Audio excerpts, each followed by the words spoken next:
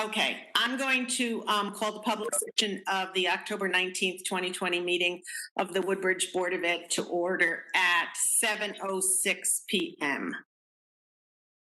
Welcome, everyone. I'd like to remind you to please mute yourself unless you are speaking, board members. Thank you.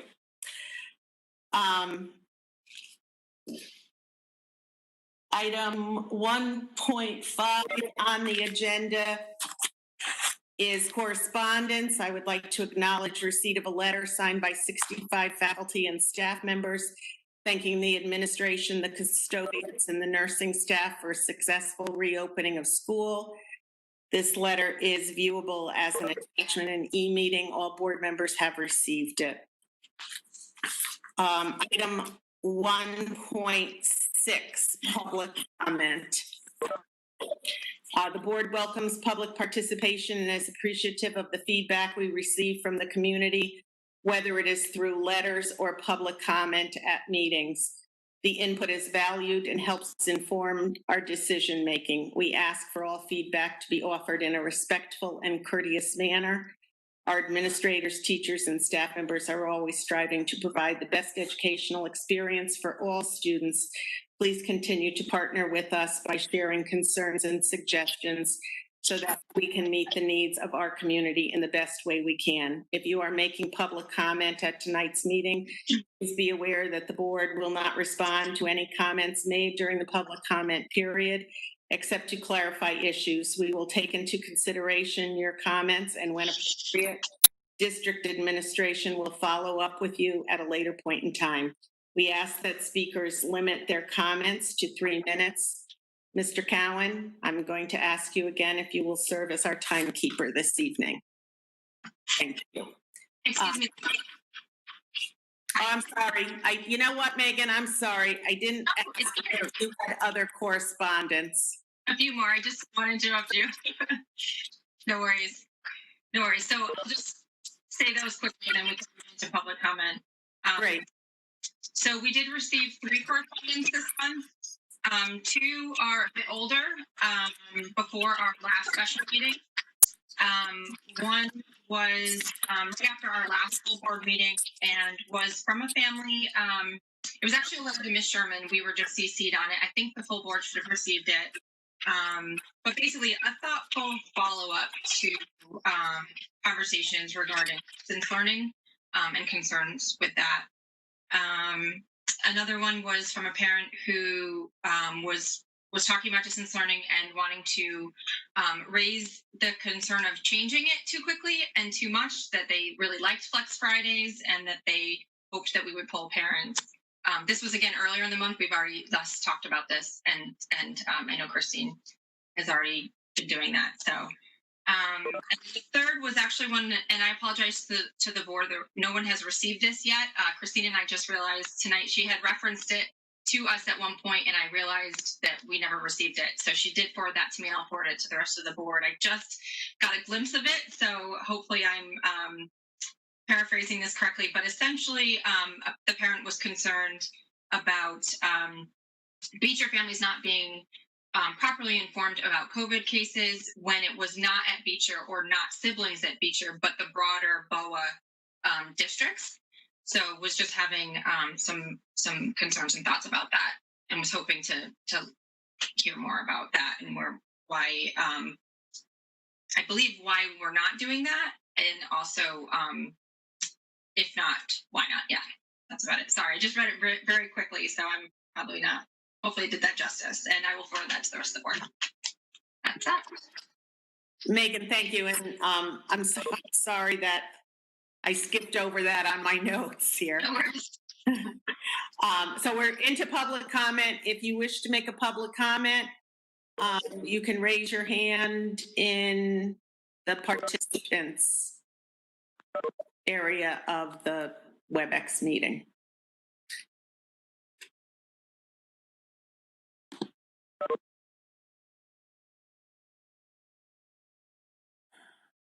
Marcia, do you see anyone who has their hand raised?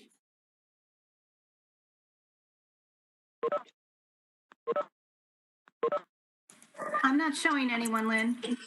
I'm seeing no one in the chat either. I don't see anyone in the chat either. Okay, no public comment. We're moving on to item 2 on the, item 2 on the agenda is the consent agenda. Is there anything that the board wishes to extract from the consent agenda this evening?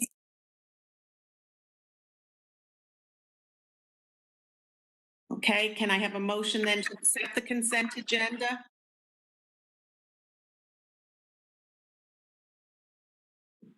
I motion to accept the consent agenda.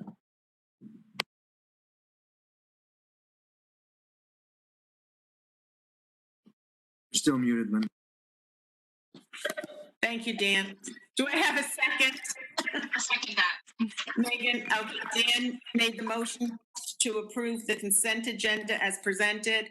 Megan seconded it. Is there, I'm not going to call the roll, but so if you're a board member, raise your hand if you approve, please. That looks unanimous to me, Marcia. Thank you. Item 3 on the agenda, reports. 3.1 is the update on the superintendent search. I'm very happy this evening to introduce to you Dr. Joseph Arardi of JE Consulting, who is here this evening to give an update on our search for the new superintendent. Welcome, Joe. We're happy to have you tonight. Thank you. Can you hear me okay? Can you just raise your hand if you can hear me okay? Thanks. What I'd like to be able to do is to give you an executive summary of the meetings that were held. And I also in public session would like to share a broad picture of the applicant pool. Let me start with the executive summary if I can. I would be very remiss if I didn't mention Christine Syriac and Marcia DeGennaro, who are just extraordinary resources for the conduit between your work, my work, and the community. Thanks to both of you, knowing how full your plate was. And Marcia, I will send this to you tomorrow to post on the website for the community. What did take place between September 14th and October 17th, I had 9 meetings. We set up 4 opportunities for the Beecher Road staff. We had 2 terrific community conversations and meetings in between that.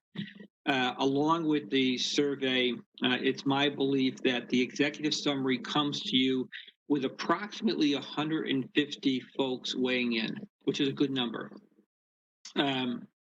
What I want to do is to give you a sense of the thread line between the conversations and the survey. When I asked around the skill set needed for the Woodbridge School Superintendent, the skill set for today and the skill set for tomorrow, a very, very common conversation, particularly with staff and faculty, was the ability for your new school leader to be patient, to listen, to observe, and then launch. And that was a conversation unbeknownst to each other in almost every meeting that I held. Skills around being able to build an enhanced climate and culture through personal demonstration. Lots of conversation around the skill set of the fiscal and the political frame. And I think I heard that more often than any other conversation. Somebody has to be talented and confident with elected and appointed officials, and they have to be equally talented and confident in the present fiscal environment of Woodbridge, Beecher Road, and really across the state and the country. The skills of being able to ascertain resources outside of the taxpayer's back pocket, and the skill to create an enforceable communication protocol that is understood and followed by all layers. In regards to character traits, not surprising, confident, honest, humble, intelligent, and lots of conversation around having an uncompromising moral compass. I really enjoyed the section that was put together around what's the community, what are staff and students and parents, officials, what are you most proud of?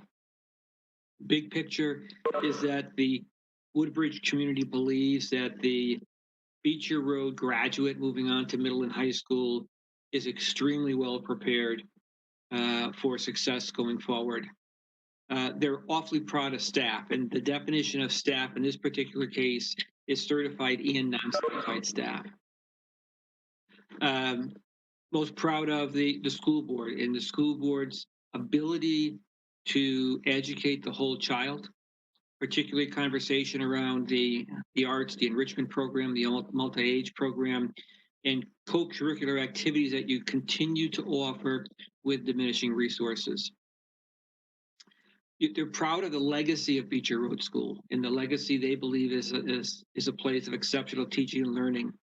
And they're proud that they believe that their child or their community has provided a safe and nurturing environment for the learner. The category around what that new superintendent should pay attention to. The information, particularly coming from the community forum, is the present practice and the immediate future practice of the pandemic daily, everyday teaching and learning environment. I heard a number of parents talk about the remote learners. I heard a number of parents concerned that the balancing act still is not in place. Highly supportive and with high praise to your present superintendent of moving forward, trying to make this all work. But the parent community strongly believes that that's an immediate attention spot for your new superintendent.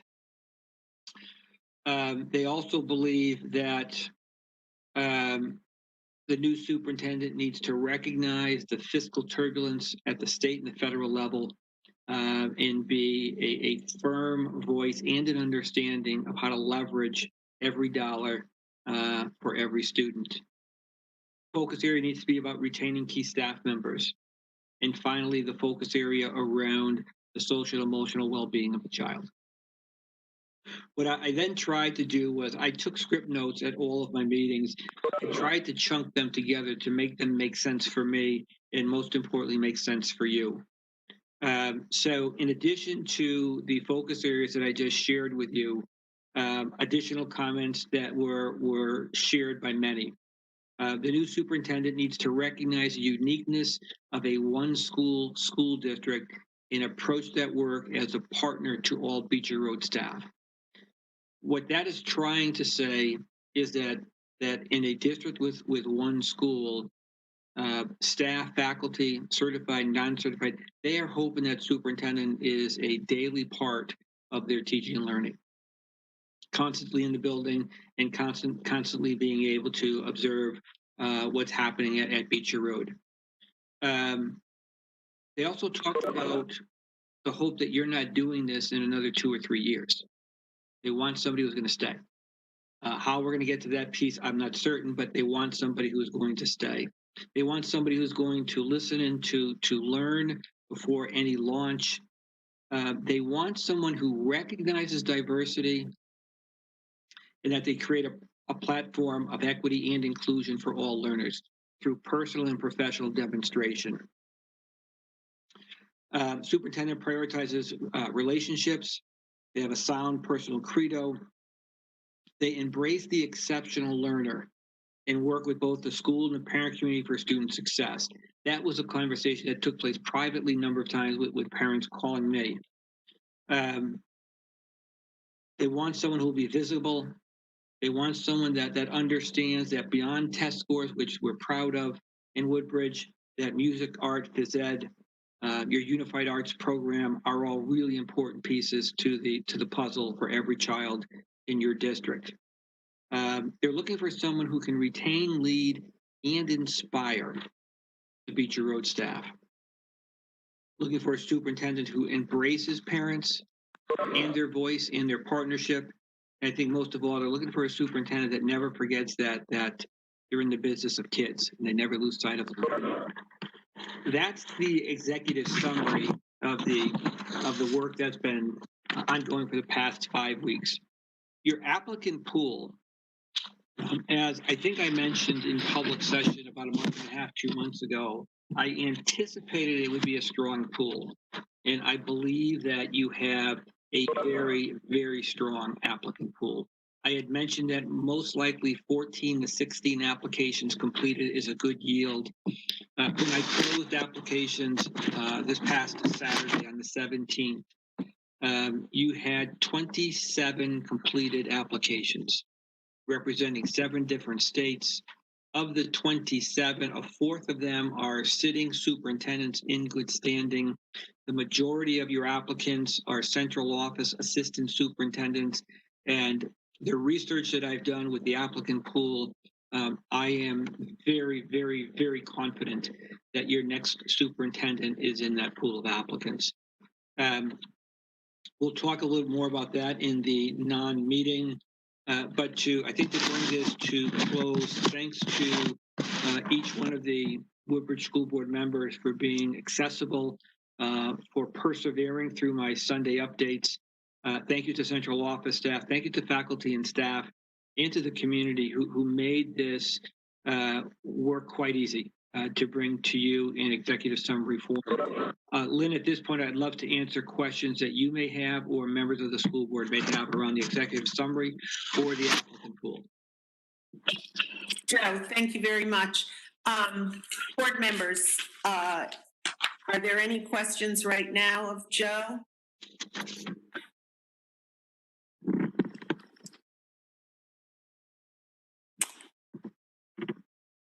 Joe, you did such a great job. My team doesn't have a question for you.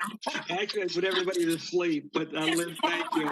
And I'm going to stay on, and then I'll log off to join you in the non-meeting when you finish the regular board meeting. Great, and then we'll have an opportunity to talk to you again.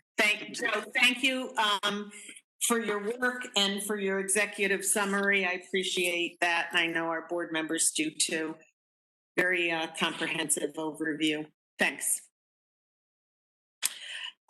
Moving on then to item 3.2 on the agenda, ad hoc SRO Committee Recommendation.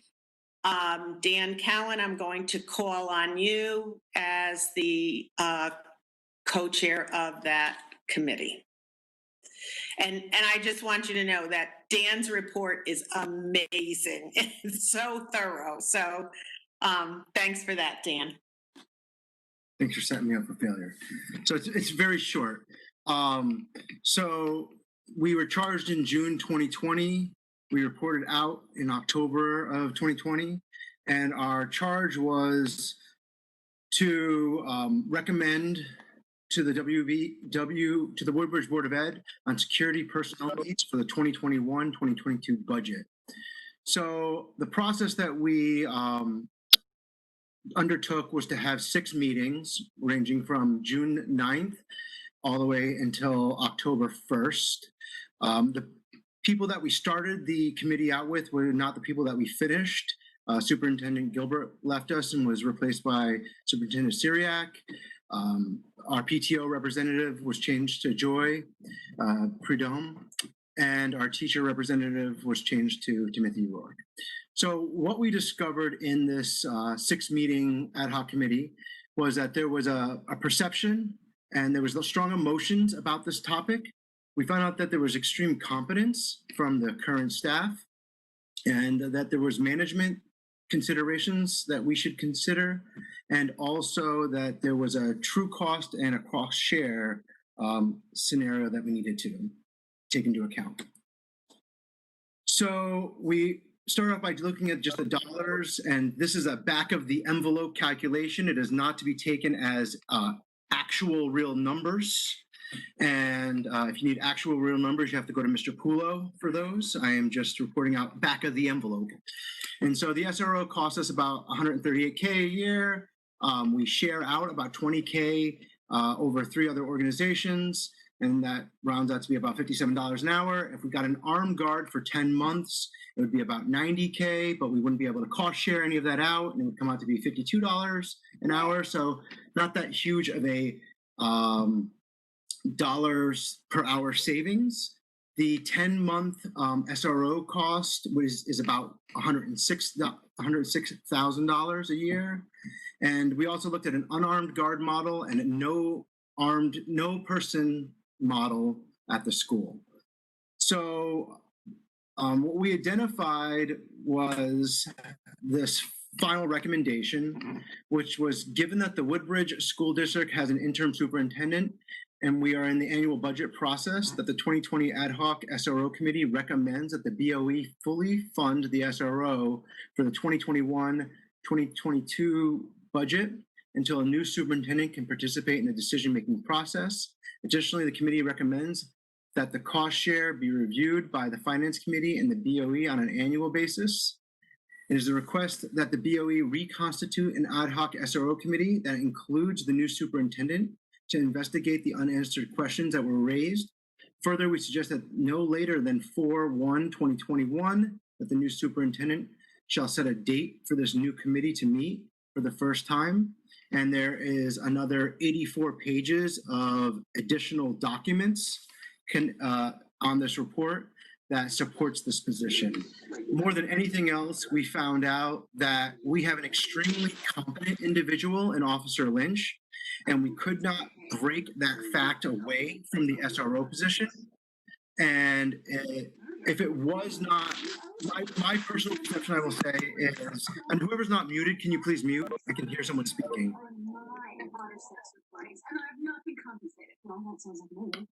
Let's see if I can, I don't know. I'll talk over them. I'm loud enough.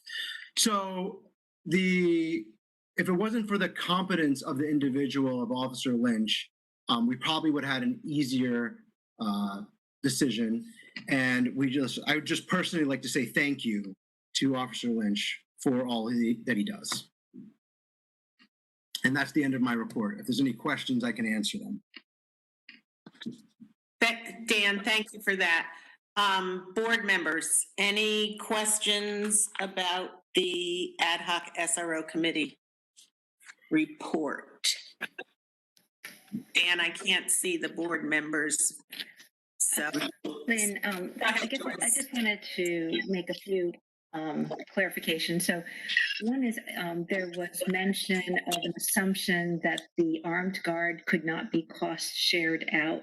I think that assumption is not necessarily true. I think that this will be reviewed in the future. It could be the case that it might not be, and it could be the case that it might be. So I think that that's something that should be reviewed with the future committee that takes a look at this. And I think it's also, I think that the committee was trying to actually review the position and not the person, and really trying to make a distinction between the two. And so that will be really what I think the committee in the spring will want to take a look at, because it's very hard to separate the two when we have such affinity and affection for the person that's in the role. But really, this review was about the position and not the person. So I would say that your first statement is absolutely true, and it was an assumption that I made that we could not cost share it out, and that is what appeared on the back of the envelope. To your second comment, I would say that that is not a true statement. It wasn't due to affinity or love or affection to the individual. It was due to competence and his ability to not be supervised. When we had a individual come from the North Branford School District, he explained that the armed guard model that they have there has 2 armed guards and 1 supervisor. We also discovered that when other school districts that are very nearby tried to employ guards, that they found out that they had some supervisory issues with them. And the chief acknowledged during our interview process with him that there's a certain amount of inherent supervision by having the Woodbridge police officer. So if not supervised by the chief, he would have to be supervised, he or she would have to be supervised by the superintendent. So I don't think that it was due to affection. I think it was due to competence. Yes, and so let me just be clear. I guess my main point is that really the review should be about the position and not the person. So affection, competence, effectiveness, successfulness, whatever you want to call it. I think it's really about the position and not the person. That's all I wanted to say. Do you think that a person's competence doesn't have anything to do with their ability to do a job? Can I hire an incompetent person and have them accomplish the same task?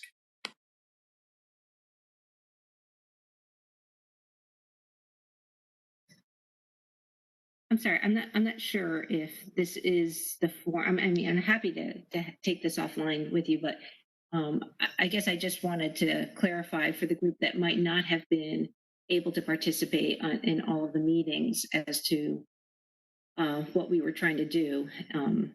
So, Lynn, or someone, can anyone clarify the mandate for the committee? Because that would answer the question, I think. The committee was charged with Making a recommendation to the board for budgetary purposes.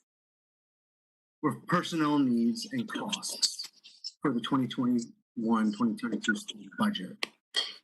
So I guess I would just say that if we want to have a mandate that is specifically about reviewing the position, perhaps we should be careful about how we put the charge together for the committee. Yeah, I do think that part of the committee's work we did talk about trying to separate out the person from the position, and but that's very hard to do when we have someone who has the competence and has such a reputation in our community. But we did attempt to do that, I think, as a committee. So, and I think that the new committee will also need to look at that as well. So, are there any other questions that people have about Dan's report or the recommendation? The recommendation was the consensus of the committee.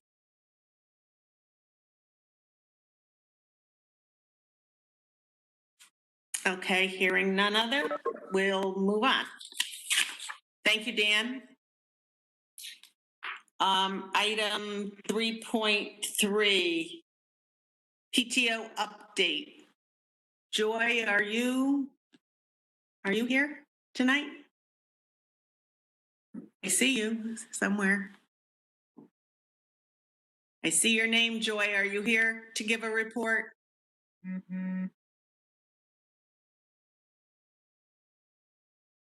You might be on mute, Joy, if you're trying to talk.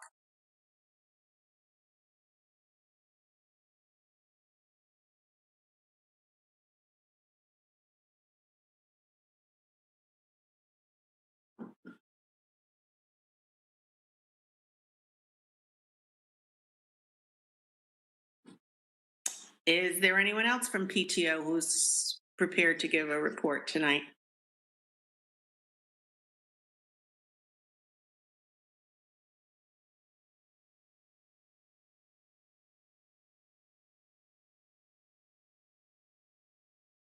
Marcia, do you see anyone raising their hand to give a report that I'm missing?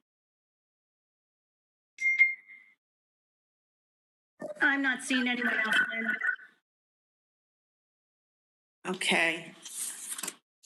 We're going to move on then. Oh, I can't. Joy just said she can't seem to unmute herself. Can we help her with that, Marcia? Hi, everyone. Can you hear me? Yay, Joy, we can. So sorry about that. I tried everything. Okay. We've had an interesting year, as everyone I'm sure can imagine, but some great stuff to share tonight. We had our first virtual open house and our first regular monthly meeting.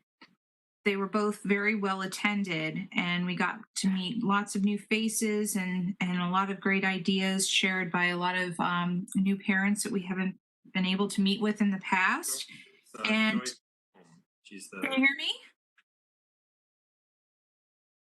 Yes, you can. Yes, we can hear you, Joy. Okay. Okay. But we got some great ideas of how we can, make this a wonderful year for our students and our teachers. Thanks to Christy Layden, we were able to have a successful picture day. Again, very different than years before, where we typically have everyone come in to South Assembly. We were able to set up picture day outside, and that took place last Thursday and today for the whole school, including our remote students, which were allowed to come onto campus after school. We're not doing group photos this year, but I believe that the picture people were going to put together something that with the classes, with the individual student pictures, kind of like old school days when we had ours done. So we're excited that we were able to pull that off. Also, very special thanks to Rushi John, who is our Hoot coordinator this year, and her wonderful team who have been working very, very hard to make this happen. We didn't know that we were going to be able to pull off a Hoot this year at all under the circumstances, but their creativity and love for all things Hoot they were able to make this happen. That's going to happen this Saturday, October 24th. It begins with a drive-through Hoot. The rain date is the 25th, and the drive-through Hoot will be at Beecher Road School. Families will enter through the north end of the school and drive by a display of jack-o'-lanterns submitted by the families and staff prior to the event. They'll then continue down in their cars towards the south gate, where they'll be able to enjoy the Halloween displays sponsored by teachers, families, town departments, and local businesses. And then following the drive-through event, there will be a whole week's worth of recommended virtual activities, including the virtual silent auction. And the event itself is free and open to all, but a suggested donation of $5 per car will be happily accepted. Some of the virtual activities that we'll have throughout the week will include Halloween crafts, Madame Clairvoyant messages, spooky story time with the administration and teachers, Professor Proton, and the Pocket Lady. And the virtual week will end with a virtual interactive costume dance party via Google Meet for the various classes. So again, if you see any of these wonderful people that have been working so hard on the Hoot, enough can't be said about them, because they've really had to think outside of the box to make something like this happen. So we're carving our pumpkins and dropping them off after school on Friday. They'll be accepting them, and I believe early on Saturday. And they'll be all lit up for the event with LED candles. Other than that, we are going to continue to meet and just, come up with some great ideas for the school year. And then, like I said, everything that we're going to be doing is very different. It takes a lot of creative ideas and a lot of perseverance because of what we're dealing with now, not having access to the school building. It seems I went to school for the first time today with my daughter in months, and that felt so strange, but it was really neat to see school in person, and lots of happy, joyful sounding kids, and seeing some wonderful teacher faces. It's definitely a new time. I cannot say enough for everybody, whether you're remote or in person. and to make these wonderful things happen. We were also able to have a few virtual authors so far this year, and we're working with RJ Julia to get a lot more of those as well. A lot of our special events this year, or all of them for the most part, will be virtual. So stay tuned for more news on that. And that's all I have for you. Joy, thank you so much. Saturday's event sounds like a lot of fun. So under the circumstances, I think you guys have been extremely creative, and I know that the community of the school will certainly appreciate that activity. So pass our thanks on to the PTO for that. I will. Great.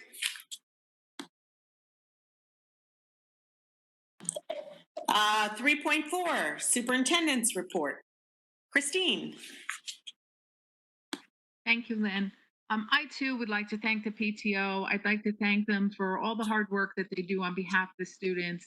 And I'd like to thank them for their willingness to be innovative and creative and work with administration to continue forward with all the things that they've done over the years, but doing them in a different way. So I just want to thank them as well. I will be carving a pumpkin on Thursday night to put out in the display. I'd also like to begin by thanking Stacy Katz for her 24 years of service to Beecher Road School. As many of you are already aware, Stacy, sorry if I said Sandy, Stacy Katz, our nurse supervisor, retired as of October 16th. She was a valued employee. She was extremely knowledgeable in her field, and she kept herself current in the past 8 months. She has been a key resource, providing countless hours to ensure a safe reopening for our district. And I know for a fact, watching her on Friday, interacting with the staff and with the students, that they loved her and they are going to miss her dearly. Aisling Fagan has been appointed as the new nurse supervisor. We're fortunate that we are moving forward with a nurse supervisor who has been a part of the district for the past 10 years. At this particular point in time, I think it's comforting to the staff and administration and to families to know that the nurse supervisor is someone who is already extremely familiar with the community. So I thank Aisling for stepping forward to that position. On October 15th, Thursday night, the Board of Education chairs and vice chairs from Bethany and Woodbridge met along with the superintendents to begin a dialogue in regard to potential areas for shared services between the two districts. While both districts are relatively small in size, seeking places to share limited resources may not save large sums of money. However, over time, it has the potential to have value added to both districts. We discussed topics such as special education, professional learning, curriculum development, and a few other topics. The area that we will initially follow up on will be in the area of special education. There seems to be some potential for shared services within the extended school year summer program. We will also consider contracted services and some of our in-house programs. So in the near future, the two special education directors and the two superintendents will meet to engage in deeper conversations and then report back to the Board of Education.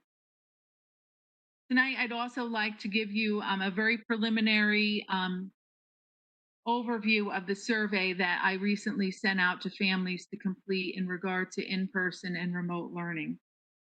I made the decision to keep it open until the end of school tomorrow. I have some very preliminary data to share with you tonight. Currently, we have had 422 people respond to the survey, 93 remote learners, and 329 in person. And I find that very interesting because it's exactly 50% of each group. So there are currently 189 remote learners and 610 in-person learners. So 50% of each group has responded to the survey. The questions asked for a response of least satisfied to most satisfied. So on a continuum, the responses were being responded to as to whether or not they were least satisfied with whatever the topic was to most satisfied. And as I took a very quick glance today to prepare for this evening, what I focused on just for this evening was looking at the very far right of the continuum, most satisfied. So people who responded 4 and 5. So of the scale 1 through 5, the people who responded 1 through 5. I think overall, what you're going to find as I continue to share information, as I get more time to look over the results, is that we are going to see the responses resulting in what we would have anticipated. Our remote learning parents are less satisfied with the learning environment than our in-person learning parents. So I don't think that that is a surprise based on our conversations over the past 2 months. So in regard to the overall remote learning experience, 50% of our remote parents that responded to the survey said that they were satisfied, very satisfied or satisfied.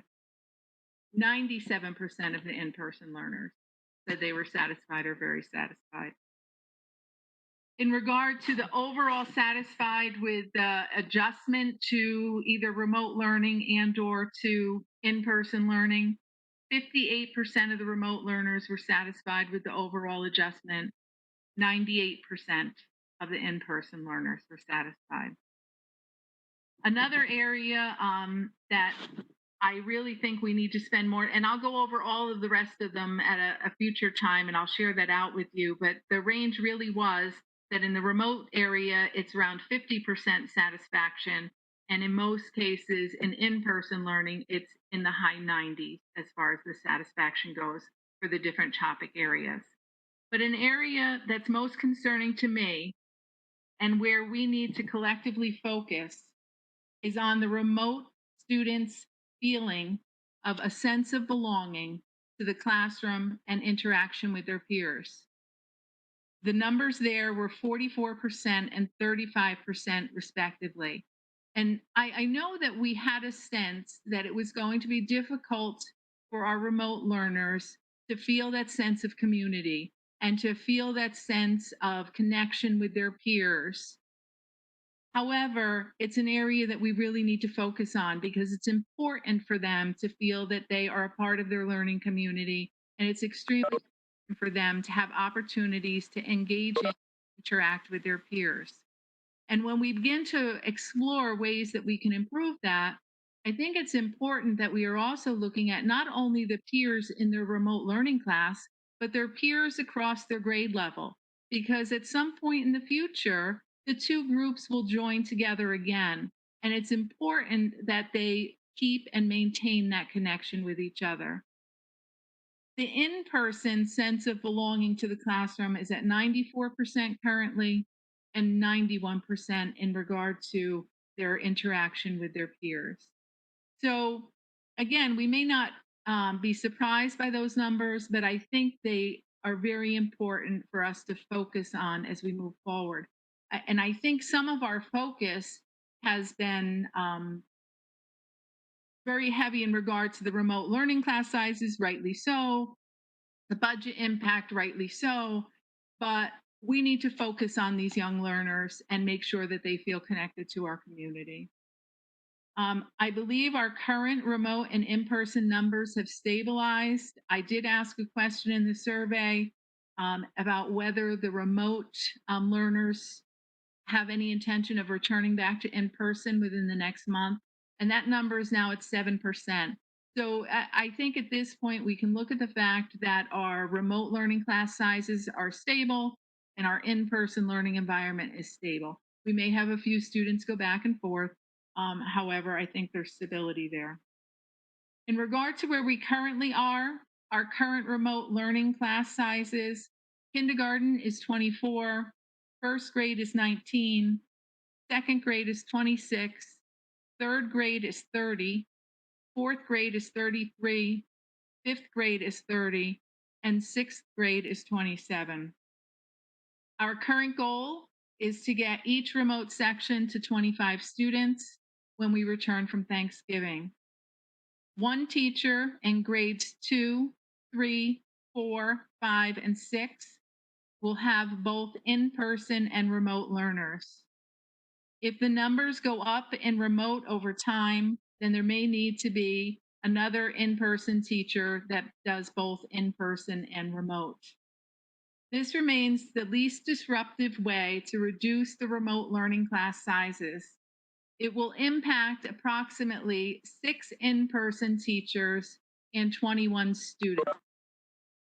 Moving to 2 sections of remote learners and 5 in-person sections would impact a minimum of 169 students having a different teacher and 33 in-person teachers having to teach in person and remote. Remote learning coach, as I had mentioned to the Board of Education, I have been looking into finding someone to work with our remote learning teachers. I've talked to 3 different consultants, and at this point, I hope by the middle of this week that I'm going to finalize with one of those 3. And at that point, we can begin to assist in the transition of pedagogy for our remote learning teachers and begin to have conversations of how we can effectively utilize the teaching assistants in the classroom setting, what we can do in regard to instruction to make the learning environment for our remote learners as effective as possible. The teaching assistants have been matched with remote teachers. There's a total of 8 teacher assistants that have some of their hours dedicated to the remote learning teachers. Some are working with more than one teacher.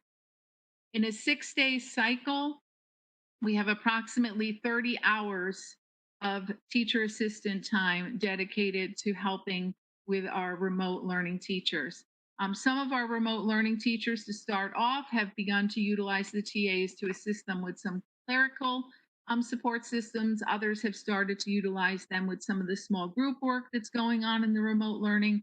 And again, once we have a coach or consultant working with the remote learning teachers, we hope to be able to see how we can most effectively utilize that TA support in the classroom setting. Where remote learning class sizes are over 25, we have helped the teachers by providing them with grade level support in administering their reading assessments. So some of the grade level teachers that are in person have reached out to the remote learning teacher and provided the assessment for some of their students to try to balance the numbers and make them more manageable based on feedback we had received from the remote learning teachers.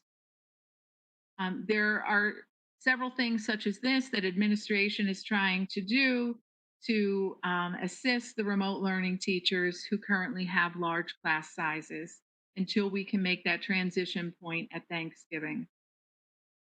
And we will continue to observe and offer strategies as needed in that environment. And that's my update for this evening. Thank you, Christine. Dan, do you have any questions for Christine? No. Jeff Townsend, do you have any questions?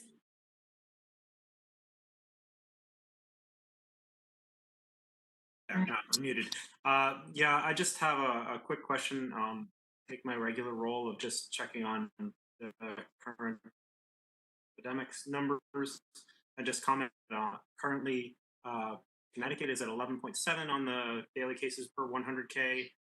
New Haven County is at 9.7, and the state threshold is 10 for when one is supposed to go hybrid. So I just wanted to bring that up so that we could have some sort of comment as to what we're thinking in terms of what we should be doing as the case rates go up. They are currently increasing over the past. So, Jeff, on Tuesday morning, I participated in the superintendent's meeting with the Connecticut State Department of Education and the Department of Public Health. And this is a talking point, obviously, that will be discussed again tomorrow morning. The other piece is that the state based their number for what we're using on a 7-day rolling average. And I believe the other is on a daily average. So I'm looking for some clarity in regard to that at the meeting tomorrow. I can shed some clarity on that. I heard from Matt Carter, MD, with the Connecticut Department of Health, that he really advises boards of education and other organizations not to look at COVID trackers. Specifically, the CDC and other trackers use national data and the date that the sample was reported versus the date the sample was taken, which skews the results significantly given weekends. They also just added town by town level data to the Connecticut tracker, data.ct.gov, Health and Human Services. And in there, you can see that, those numbers that Jeff referenced are really influenced by towns like Norwich with a 50 new COVID per 100,000, New London with 46, and like Wyndham with 26. I'm scrolling through the list of all the towns in Connecticut right now, and I'm on 57 out of 70, and I'm not finding Woodbridge here. If I find it, I'll let you know, but Woodbridge, we are at 3.2 per 100,000. So when you take a look at what we're doing here as a town, we are at a prime spot to keep doing what we're doing. And we really would not want to cause any adverse effects to 80% of the population because towns like Norwich have very high transmission rates. So just to let you know, the number that I cited was for New Haven County, the 9.7 number. It wasn't for Woodbridge. The reason I stated a county number instead of a Woodbridge number is that the numbers for small towns like Woodbridge tend to wander, whereas whole counties tend to have a much more stable number to report on. So that's the reason why I chose the 9.7 for New Haven County instead of choosing to report Woodbridge, which goes up and down very rapidly depending upon particular case numbers.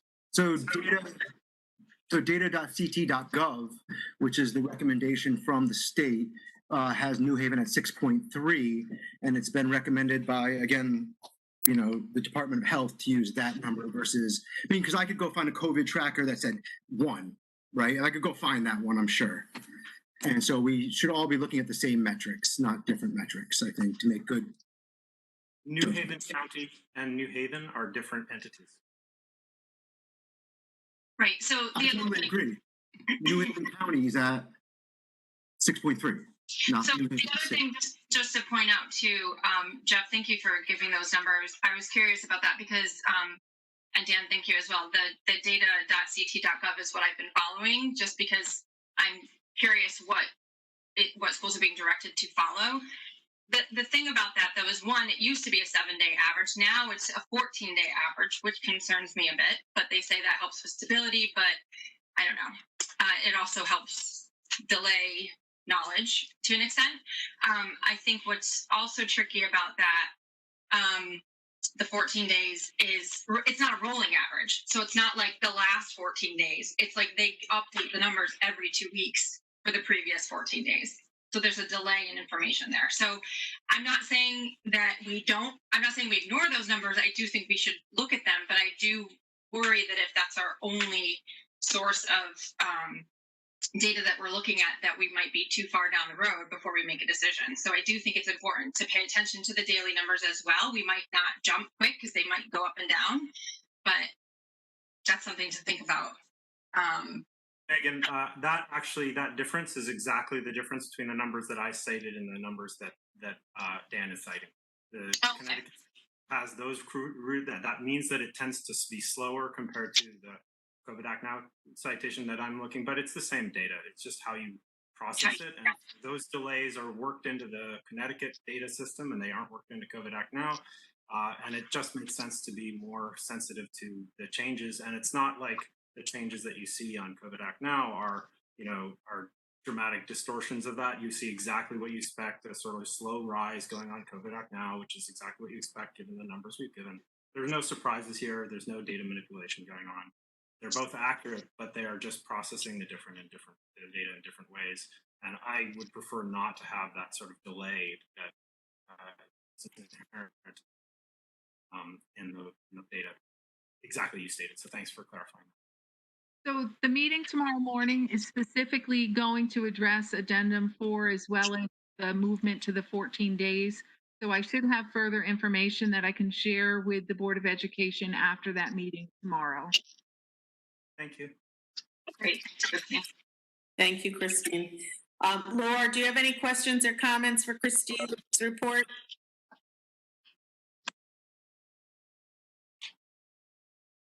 Laura, you're on mute.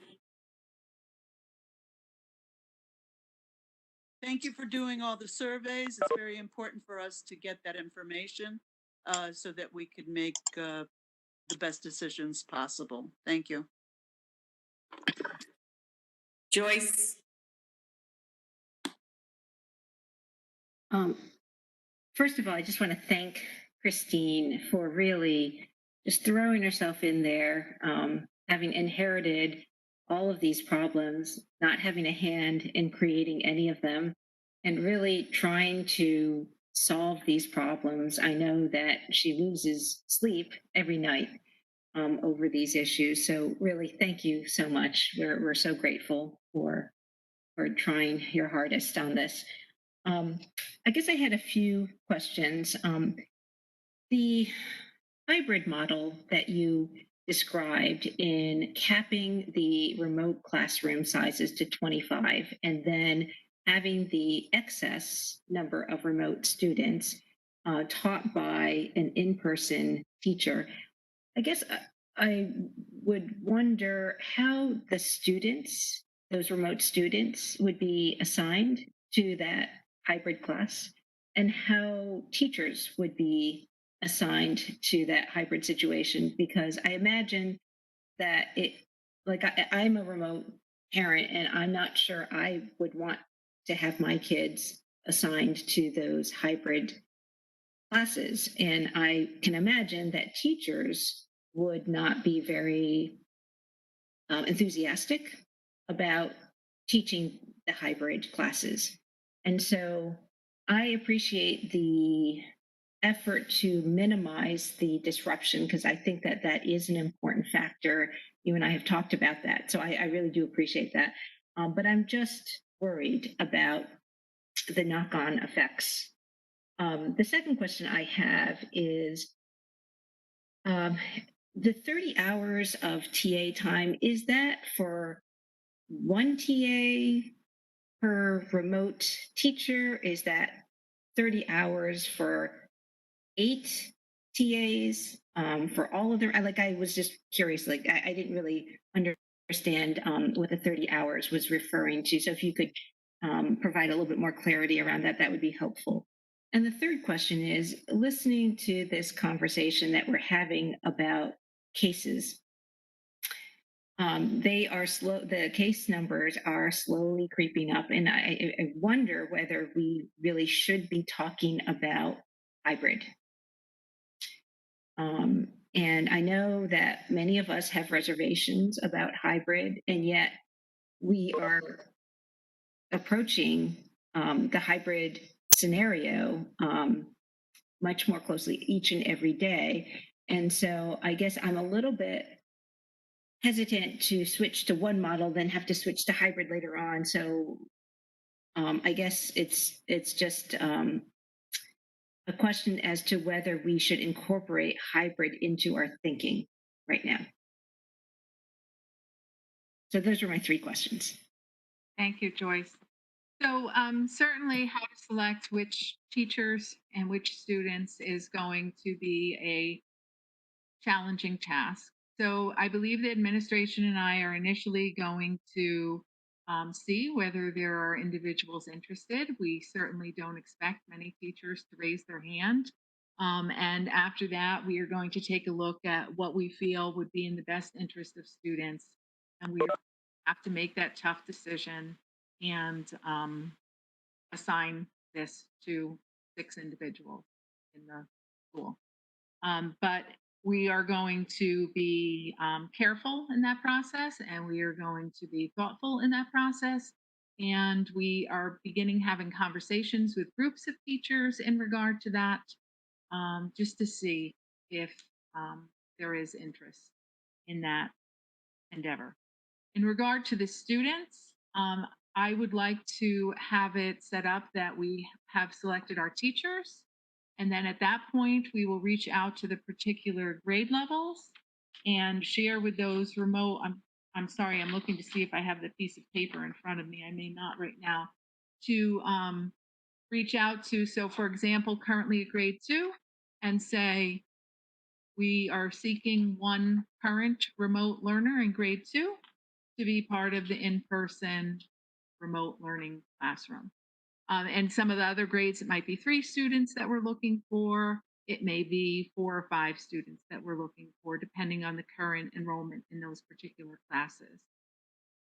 So initially, we're going to there also seek, Joyce, whether or not there are parents who would be interested in having their child to switch to it. The thing that will be different in our in-person remote learning split, I think, than in some of the other districts where they're doing it, is that we're really looking for a very small number of students at this point to join in that. So for the teacher who is attempting to monitor both in-person learners as well as remote learners, when you're in a hybrid model, the hybrid, not this, but the hybrid where only half my students are coming in each day, I am trying to manage half of my students as in-person learners and half of my students as remote learners simultaneously. So in the current situation, in order to get to 25, the classes would not have an excessive number of remote learners in them. And we would be looking probably for the classes where currently they have a lower number of in-person students in order to make that match. The 30 hours for the teacher's assistants, that is the combined 8 teacher's assistants. Over the course of 6 days, there's a total of 30 hours. So it's not 30 hours per teacher's assistant, it's 30 hours total that is available for us to assign to working with the different remote learning teachers. And in regard to the hybrid scenario, so the thing I have shared is that we need to spend more time looking at our hybrid scenario because we really haven't had a thorough conversation. When the reopening committee was planning, they were really focused on in-person learning and what would happen if we had the in-person learning with the remote option, as well as going all remote. And a great deal of time was not spent thinking about what the hybrid would look like should we move to hybrid. I had a conversation last week with Kathy from the WEA, and what we determined there is that I plan to ask a group of teachers if they would like to get together and meet and begin to have a discussion about what hybrid will look like when and if we have to move to that particular model. So currently, right now, I have not, other than watching the data, I have not felt a sense yet that we are in a position that we need to move to hybrid. I would like to have a group of people together to talk about what hybrid will look like. And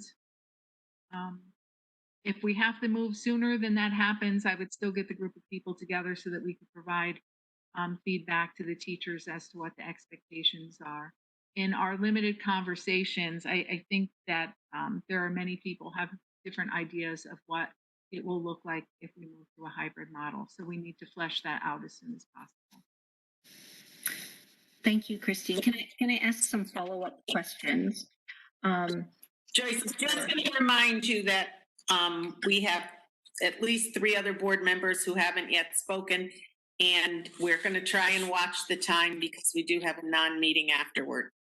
So just a reminder. Okay. So 2 quick questions. One is, what will happen if we do not have volunteers from the teacher ranks to teach the hybrid class? And what will happen if you have no families that volunteer to move over to the hybrid class? That would be my first question. And the second question, when I calculate out the 30 hours for 8 teachers for a 6-day period, that comes to 0.625 hours per teacher per day, which is basically like a half hour. And I don't know, like I'm not a teacher, but I'm just thinking that's not much support. So I don't know if there's any more support that we could provide to the teachers, and maybe ask the remote teachers, like, what is it that you need? And then we work backwards and say, okay, we might not have the capacity among our current TAs. We may or may not, right? Maybe we need to hire. And I know we're in a cost situation. I think we have to be very careful about adding costs, but I do feel like the TAs could be very helpful, but at just a half hour per day per teacher, I'm not sure that really is enough, but who am I to say? I think the questions are, what do the remote teachers need? And then let's try to get them what they need. So to answer your first question, if we have no volunteers, then we're unfortunately going to have to assign someone to be the in-person / remote learning teacher. And that's really unfortunate. And I think it puts us in a very awkward situation, Joyce. But if we switch to any of the other models that have been discussed, virtually all the teachers would become in-person and remote learning teachers without us even going to the hybrid model. That would just be in our current 5-day week in-person model. And I'm really trying to develop a solution that will preserve as many classrooms as they're currently set up without having to move students to new teachers, and that this is the solution that has the lowest impact in regard to that. As far as not having students volunteer, unfortunately, again, I think we'd have to make a decision based on the needs of the students and where we feel that those students would be best fit. If you remember at the very beginning, before this happened, the teachers and administration had met and they had assigned all the students based on what the students' needs were to who they felt would be the best fit for that student in a learning environment. And we might have to go back and look at that and then put a couple of those remote learning students back with the original teacher that the administration and teachers felt collectively was the best match for that particular student.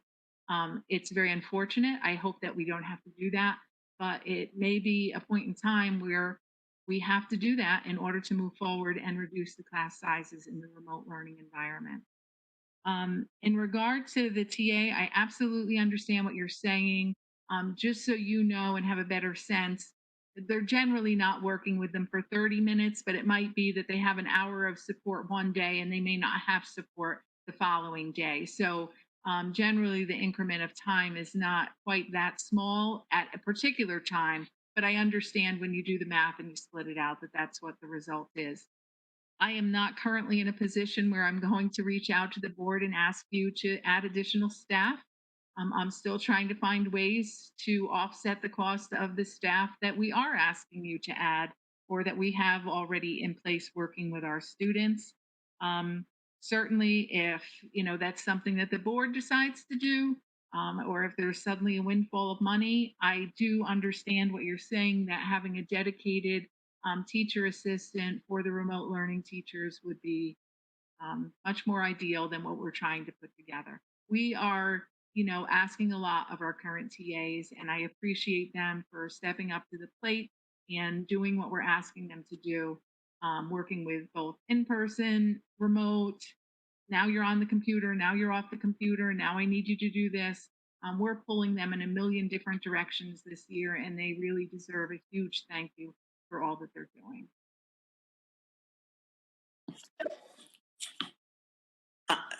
Thank you, Christine. Mike Strambler, do you have anything? Yeah, just so I think most of my questions got answered already.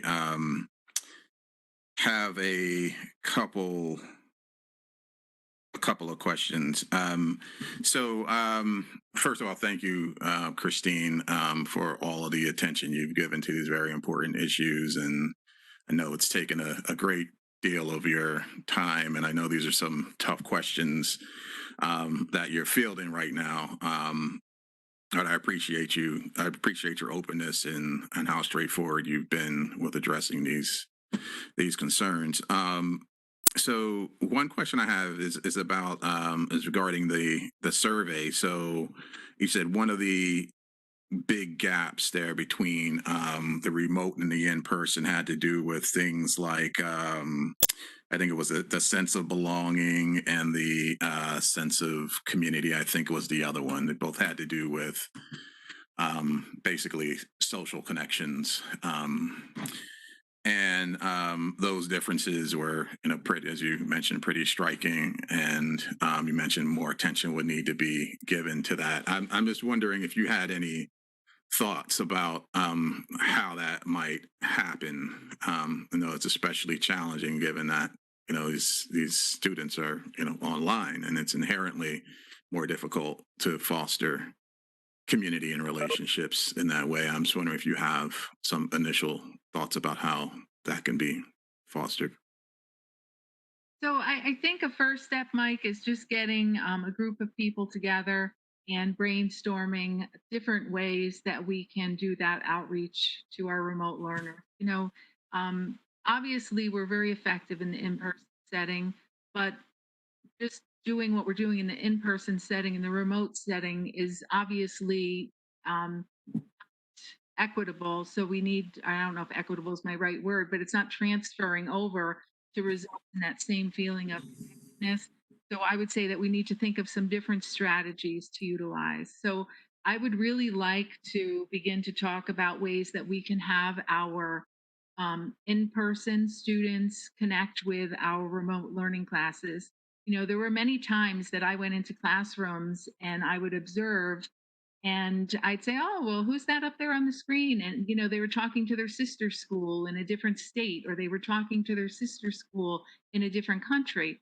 Well, guess what? I think right now our sister schools are two remote and in-person learners. And there's no reason that we shouldn't be bringing those classes together and having teaching classes together. And if each in-person grade level teacher, once every 2 weeks made a connection with the remote learning classes, that's 6 opportunities for classes to have outreach to their in-person.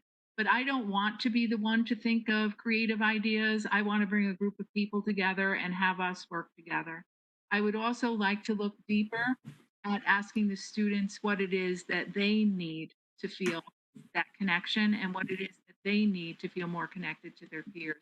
And while I know that some of our learners are very young, I believe that most of them would be able to articulate to us what it is that they need in order to feel that connection at a deeper level. Okay, thank you. And then my last question had to do with the plan of capping to 25 and potentially some students moving over to teachers who are splitting between the hybrid and or splitting between in-person and remote. And so I'm sorry if I may have missed this. You may have mentioned this, but I'm just wondering what that would look like for the student. Are they how are they engaging that teacher? Or how is that teacher engaging him or her and with learning? Are we talking about like a camera in the room or some other setup where that would happen? So initially what would happen is they would be using their computer webcam in order to have that connection. So the teacher would have their laptop utilizing that as their connection with their students through Google Classroom or whatever platform they happen to be using. And one of the things we talked about is possibly getting some additional type cameras that they can attach and walk around with and utilize. Certainly on a large scale, that's not something that we have budgeted, but if it's 6 teachers and it will help assist them in the learning process, in helping to reach their students both in the remote setting as well as in person, then we can look into that.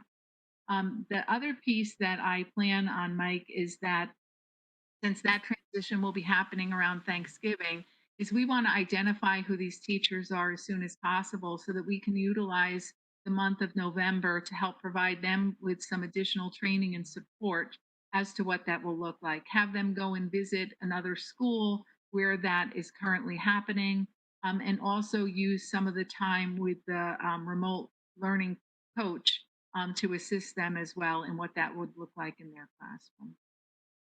Okay, thank you. Welcome. David, anything? Yeah, thanks, Lynn. Christine, thank you. Thanks for sharing all of the data so openly with us, even its preliminary state. I really appreciate it. It's clear from hearing that the school has really invested in the reopening significantly in the in-person experience and optimizing that as much as possible. And it sounds like from all metrics, it's been going really well. And so huge props to the entire team for being able to pull off a very, very difficult task. And thank you. At the same time, we have an obligation to all of our students. We know that we have a subset of our students who have medical conditions, who have family members with medical conditions, and we have an obligation to ensure an equitable education. So on that half, the data are, they're upsetting to hear that we're really falling short on the remote side, not just in this moment that we're missing some of our students, but again, looking at the trends, we now have 220,000 people who have died from this disease. The numbers are coming up in Connecticut. It's nice to believe that we may somehow be immune, but there's already been a case at Amity in the Amity community and in the middle school community. And we're watching the numbers go up. So at some point, it seems very likely that we're all going to be stepping into this remote space. And so I hear that you're already working on this, and I appreciate that you're already working on this. And I just hope we can really be urgent with that task as well, and be able to succeed in the same way that we have with the in-person reopening.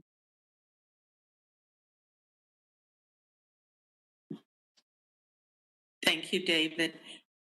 Jeff Hughes, do you have anything? Yes, thank you very much, Christina. Some good thought out planning ahead. I too just caution diving into forcing people to both teach and to go into the classroom setting. I just ask that we look a little deeper when it comes closer to that time if no one wants to do this. I'm glad you mentioned looking into other options and starting to get creative. So thank you for that. Thanks, Jeff. Megan, did you have anything else you wanted to add? I know you just commenting on Jeff's. Yeah, I guess I want to circle back to that issue that we were talking about a bit. Actually, Joyce brought it up. Not issue, but thoughts. So thinking about the hybrid model, and not this mixed hybrid where we're talking about pulling a couple of teachers to do it, but talking about the school going into a hybrid model. And I guess I just wanted to go back a little bit. So what they're recommending is that when your county, which our county is New Haven County, goes to 10 per 100,000, that you go into a hybrid model. Well, according to the charts that they're telling us we should look at, right now we're at 6.3. Last week we were at 5 something, the week before 3 something. It's going up every week. And now we're on this 14-day shift. So I'm not sure, we won't know again for 2 weeks. But according to what Jeff was saying, that other measurement is showing 9.7. So clearly our trend is moving forward. We're not sure how fast the 2-week average will get us to 10 or above, but it looks like it could be anytime in the next week, 2-3 weeks. We're talking about making shifts right after Thanksgiving. And I'm having a hard time seeing how any of these numbers don't tell us that around that time, if not sooner, we're going to have to go to hybrid, that we're not going to stay in-person fully. So I guess my thought to that is, Christine, by the way, thank you. Sorry, I'm skipping ahead. I know it gets late fast, so just trying to get right to the point here. Thank you, Christine, for everything. Thank you, admin, for everything. Thank you, teachers, for everything, and staff and everyone so much. It was very heartwarming to read the public comment. Sorry, going back to where I was going with that. So point being is that the rates are slowly increasing. We see that this trend is happening. We're moving in that direction anyway. Trying to think, Christine presented a bunch of hybrid models. I know the teachers came forward with a model at one point. I do strongly encourage everyone to meet sooner rather than later about how that could work best in our school and think about what we can do with that. We might be able to save money as well as making everybody happy. I don't know. And no, not everyone's going to be happy, but there's ways that you can do 4 or 5 in person, and then, 4 or 5 hybrid, and then 1 or 2 distance per grade. We might not have to hire as many if we're shifting to that model. I think we have to take a look again at what Christine has offered and what the teachers have presented and see about that, because I really do think looking at these numbers anytime in the next few weeks, we might need to shift to that based on what's being advised to us by the state.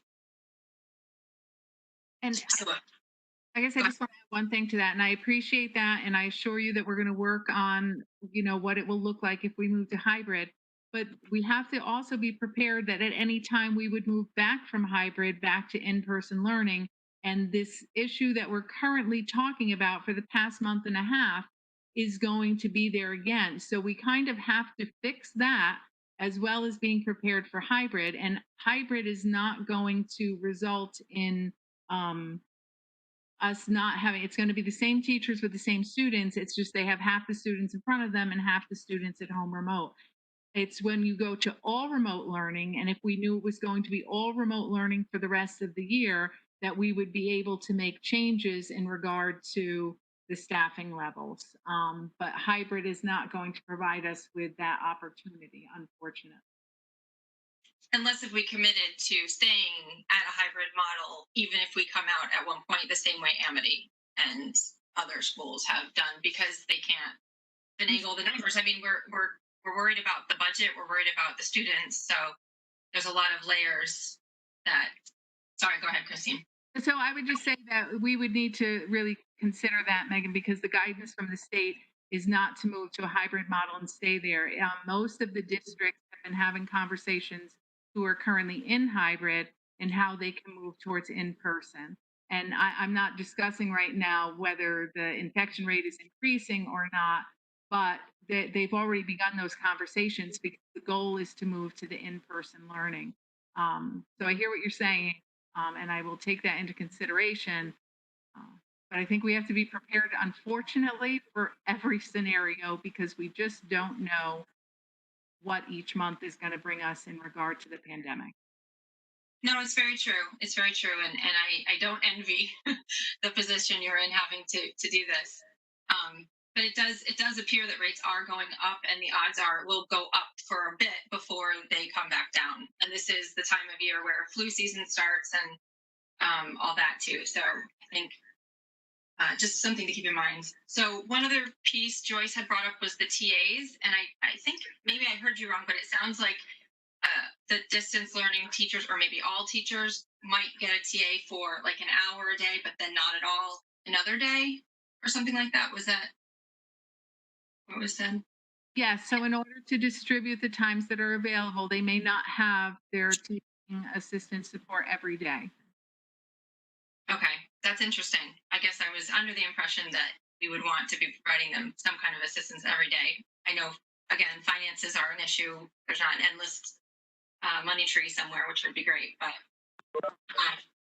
yeah, I guess that's another thing too. In terms of finances, we're trying to keep our budget down. If we can spend in a way to help support the teachers that we have versus hiring new teachers, TAs would be a way to do that. And I don't know, we have to talk to the distance teachers, but I would assume that having a TA every day would be better than having one every now and then or sporadically. I could be wrong about that. Or maybe having one every other day for a larger amount of time. So again, something to think about. I think that's pretty much it. May I just ask a quick question, Lynn? Certainly, Laura, go ahead. Just a reminder to everyone that most school districts are doing in-person as well as the cameras. And I know that Woodbridge, the Beecher Road School, didn't want to have the cameras in the classrooms. But most districts, that's what they're using also. Just a reminder. So that's possibly something that we may have to look at also.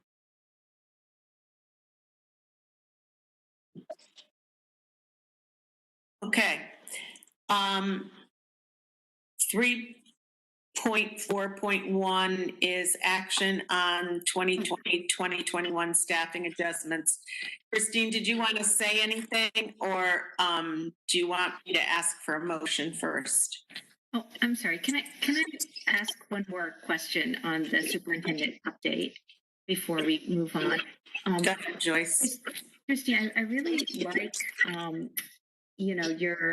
when you say things like, let's get people to work together. I think this collaborative effort in trying to think of different options is really helpful. I think it's important. I think the issues are very complex.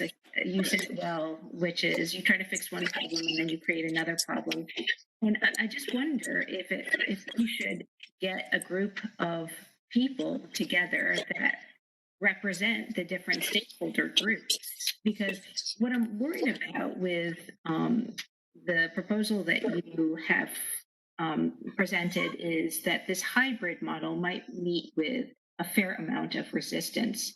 And that's not to say that it might not be the best approach, but I just wonder if we should get a group of people that have the various, interests, the administrators, the teachers, parents, maybe people from the town, because really what we're trying to do is balance three important factors, right? It comes down to safety, equity, and resources.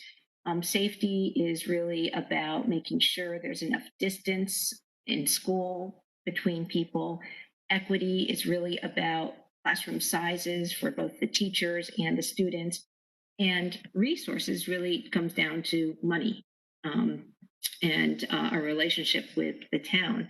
And these are very hard factors to balance. And I would add the fourth factor to consider, which is disruption, because we're now into the middle of October. And so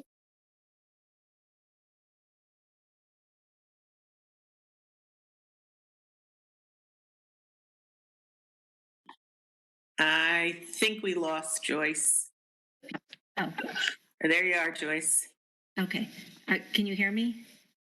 Yes. Okay. So I was just saying, I think a cross section of a working group to really listen to each other, provide input, come up with a proposal that gets buy-in from all the key stakeholders might be very helpful. So I was just wondering what other board members might think about that. I'm not a board member, but can I say something? Lynn, is that okay? Christine.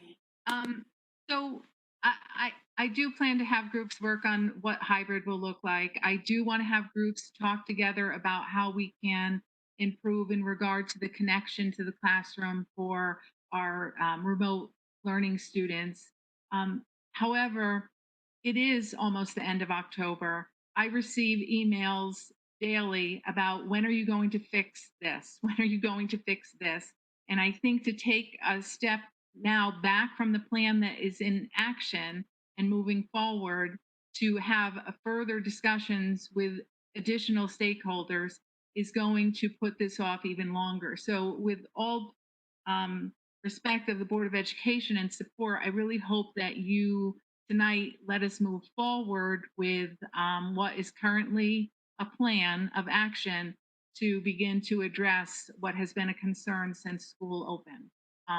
And with that comes the next piece, which I know Lynn will get to after you guys have a chance to talk, but those 4 positions that you're going to possibly take action on, those 4 teachers are currently working with our students. They are not additional for positions. They're currently here, they're short-term subs, they're working with our students. If we don't extend those positions out, we have 4 classrooms come Thanksgiving that we don't have teachers for, and we'd have to move all those students into other places. Then we'd be worried about social distancing, et cetera, all the things we've been talking about for a while.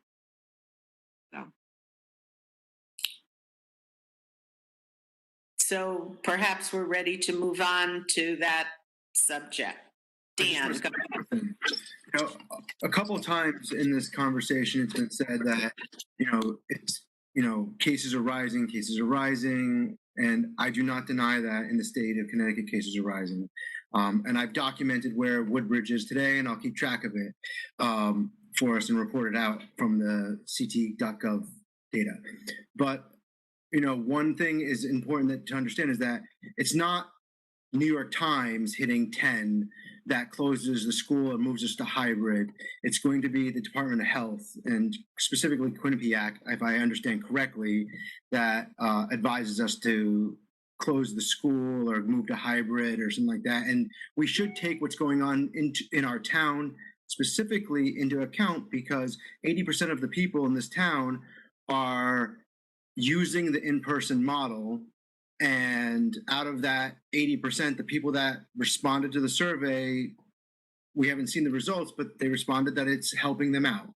So I think that to act hastily is to possibly cause more harm than good.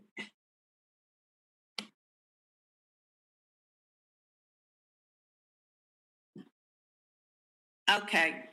Christine, do you want to speak any more about the action necessary for the staffing adjustments, or do you want me to have a motion first?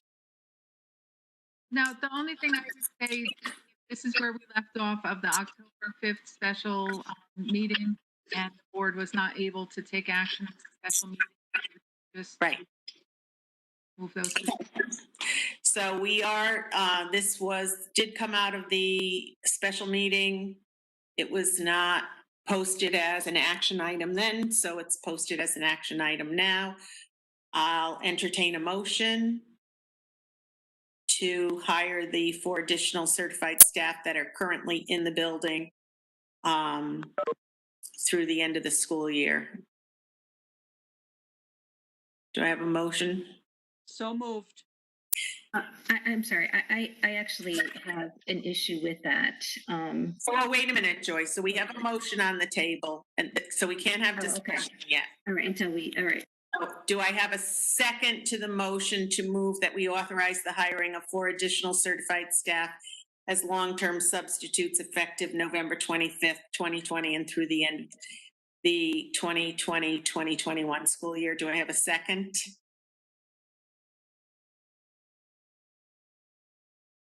Jeff Hughes seconded, Marcia.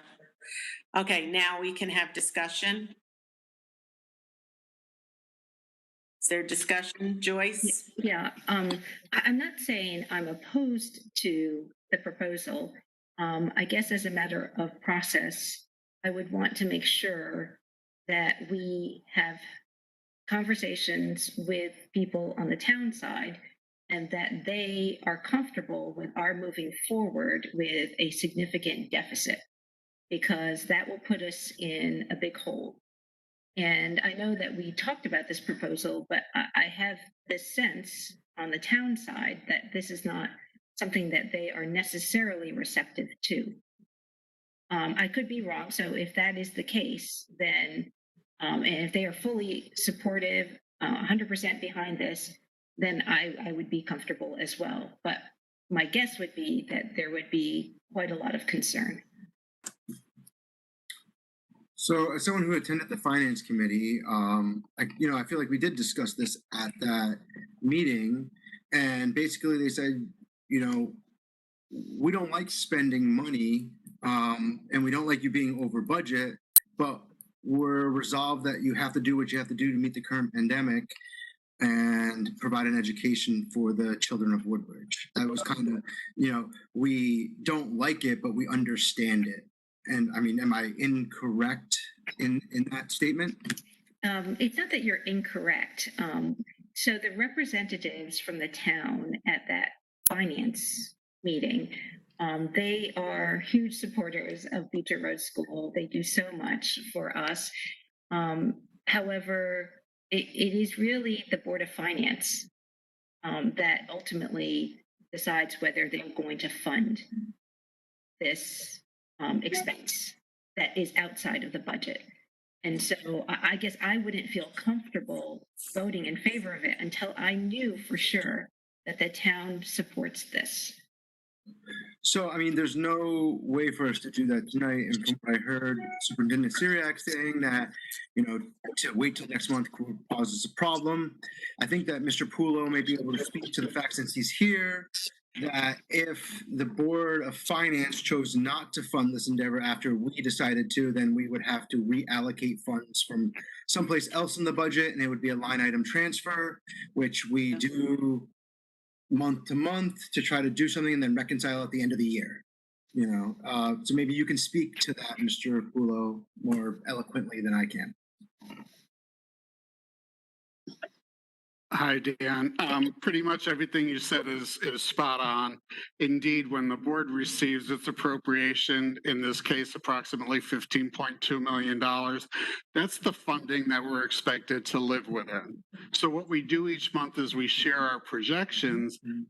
We certainly, and the most recent projection, including these 4 positions, held us at about $136,000 projected loss through June 30th. So there's a couple of things that go on when we make those projections. So here in October, that's what our crystal ball, that's what our lens is saying we're going to finish, potentially needing a supplemental appropriation. However, the operation is always to look to mitigate your deficits within your own budget. So we would hope as the winter goes through and we see some savings in snow removal or other areas that we're able to whittle down that projected deficit. We should never intend to say, here's what we're projecting that you will need to fund to the town in addition to what you've already approved. But we do try to put the current news, good, bad, or indifferent, out as early as possible given the variables that we have. So in a very long-winded way, I'm answering affirmative to what you said, Dan, that yes, we're projecting a loss at the moment. We've always operated under the mode of putting that information out and having an increased understanding of what those drivers are, but ultimately looking to first and foremost fund our losses within our own budget. And it's only when that is financially impossible that we've gone before the town for a supplemental appropriation. But we do not operate with the automatic expectation that will be made whole for the losses. We just want to put out the status as it stands currently. Hopefully this helped clarify the item. Thanks, Al. That's helpful. I guess my question related to that is how likely is it, or how much of that do you think we would be able to eat into of that 136,000 that we're now that we're now over budgeted for? So, I mean, you mentioned a few things that we could hope for. So, we have a light winter and, save a little bit of money here and there, and snow removal, maybe some other unforeseen things work in our favor. I mean, what is the likelihood that we could eat into that, and by how much?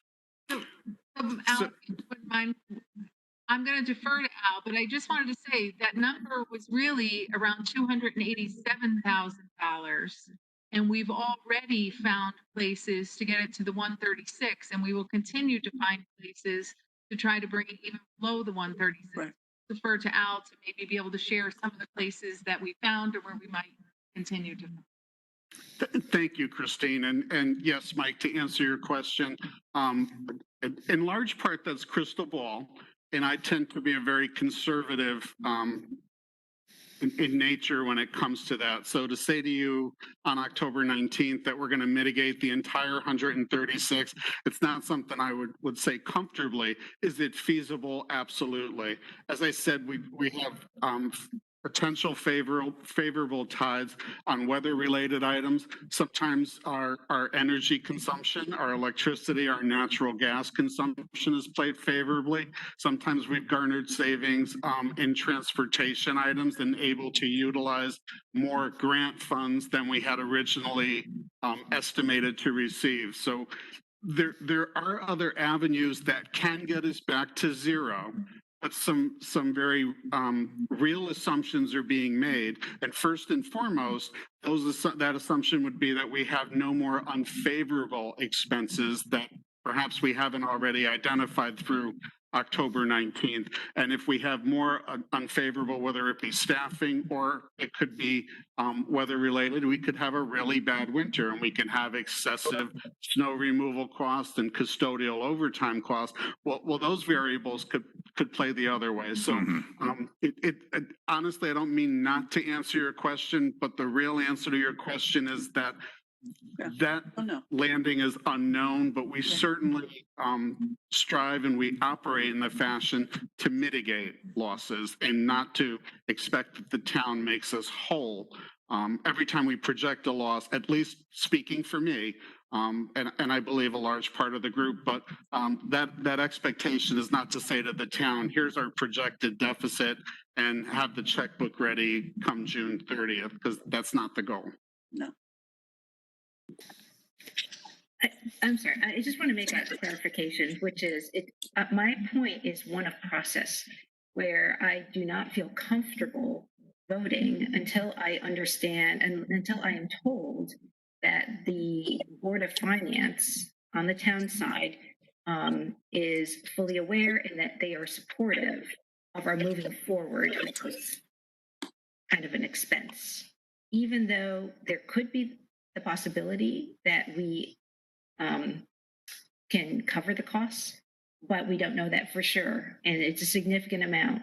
And so again, it comes back to, it's not necessarily the case I have a problem with the plan. It's just that as a matter of process, I would want to make sure that the town's Board of Finance is supportive.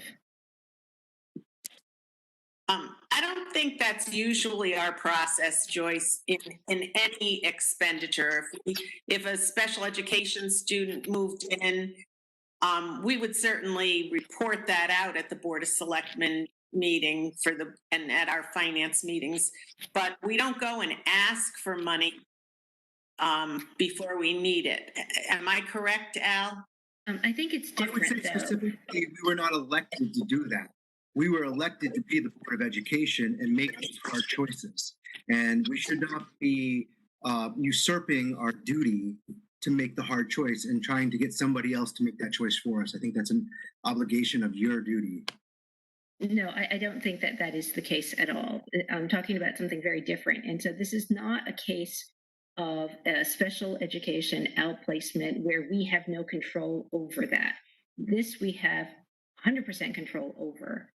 And so I think that that distinction is very important to make, number one.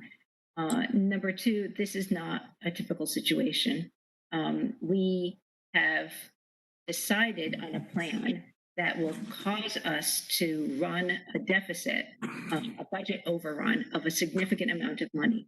And so that calls for a special process of making sure in terms of making sure that our relationship with the town is one of trust and transparency and support. I personally think that we have been transparent with the town. Multiple meetings, our town liaisons have been there. I believe that there's been meetings with First Selectman and Tony Genovese about this, the potential for there to be some overrun in the budget. I do think this is just as exceptional as having a special education student move into the district.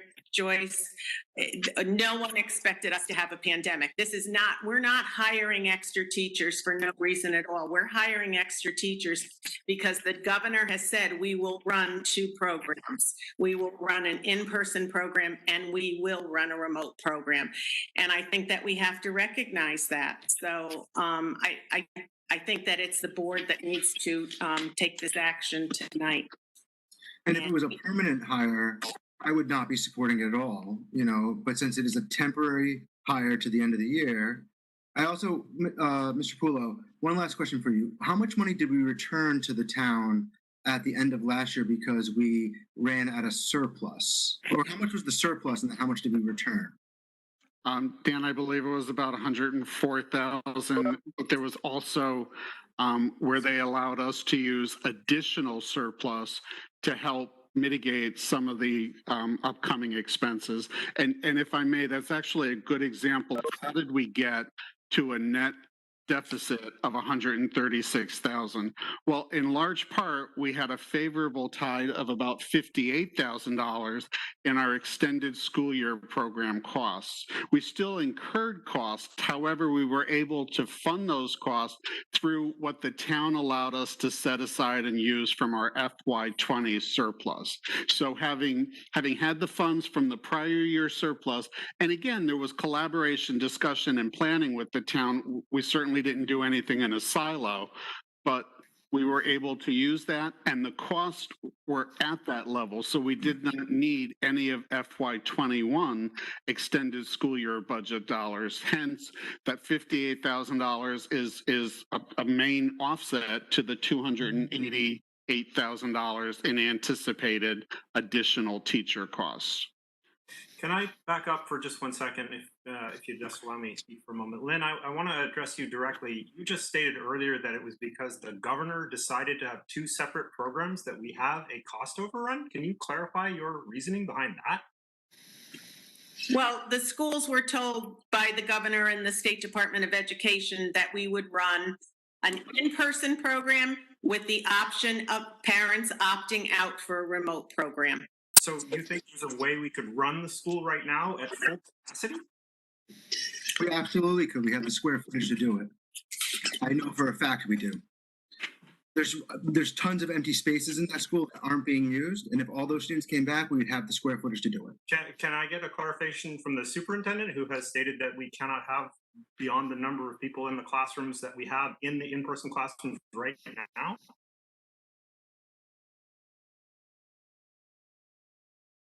So when you look at the square footage that Dan has mentioned, then yes. However, what we would need to do is we would need to relocate many of our classrooms to different locations, because the way many of the classrooms are currently set up, Jeff, they would not be able to have additional students come in them right now. So it might mean flip-flopping classes, moving some classes to larger areas, etc.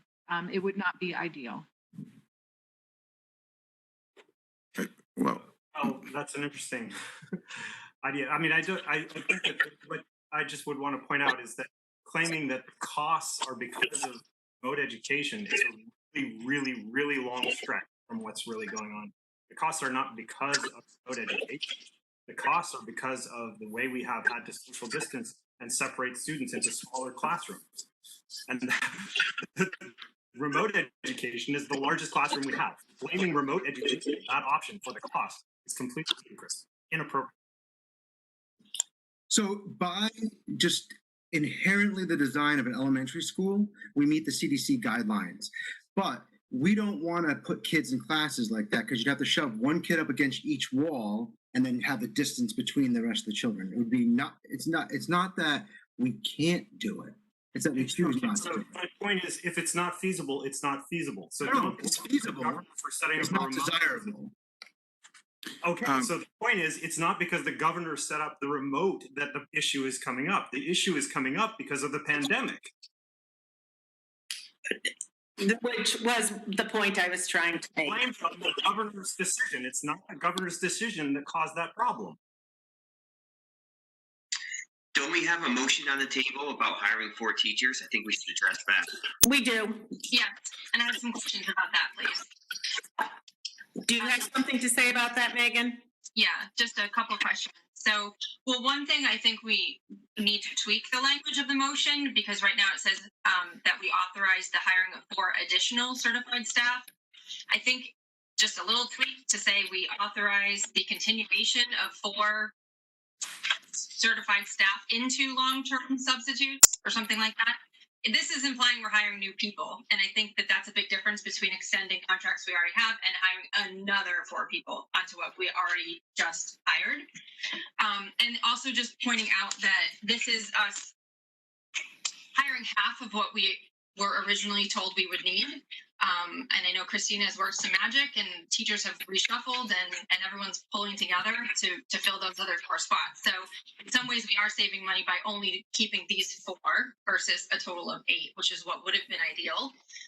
So this is kind of like the balance. I do appreciate what Joyce is saying, but I'm really grateful to hear, Al, what you had said with your assessment and all. I know you're our finance guy and you really know this stuff. So I know there's no crystal ball and everything, but I do feel a bit more confident supporting this, knowing that it does seem like we could kind of shift things a bit to hopefully pay for it without having to go back to the town. I mean, if we knew we had to go back to the town, then that would be a different story.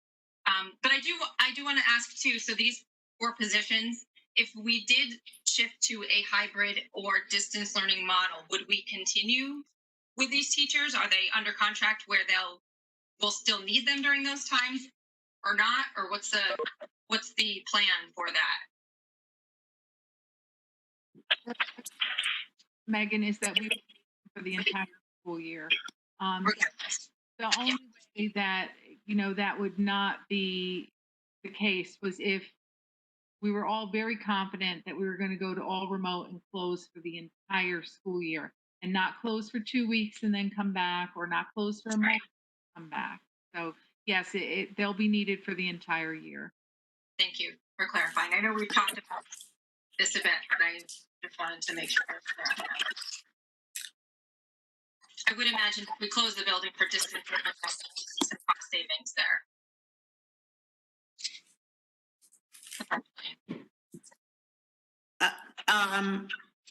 Just question to Laura, who made the motion, and Jeff Hughes, who seconded it.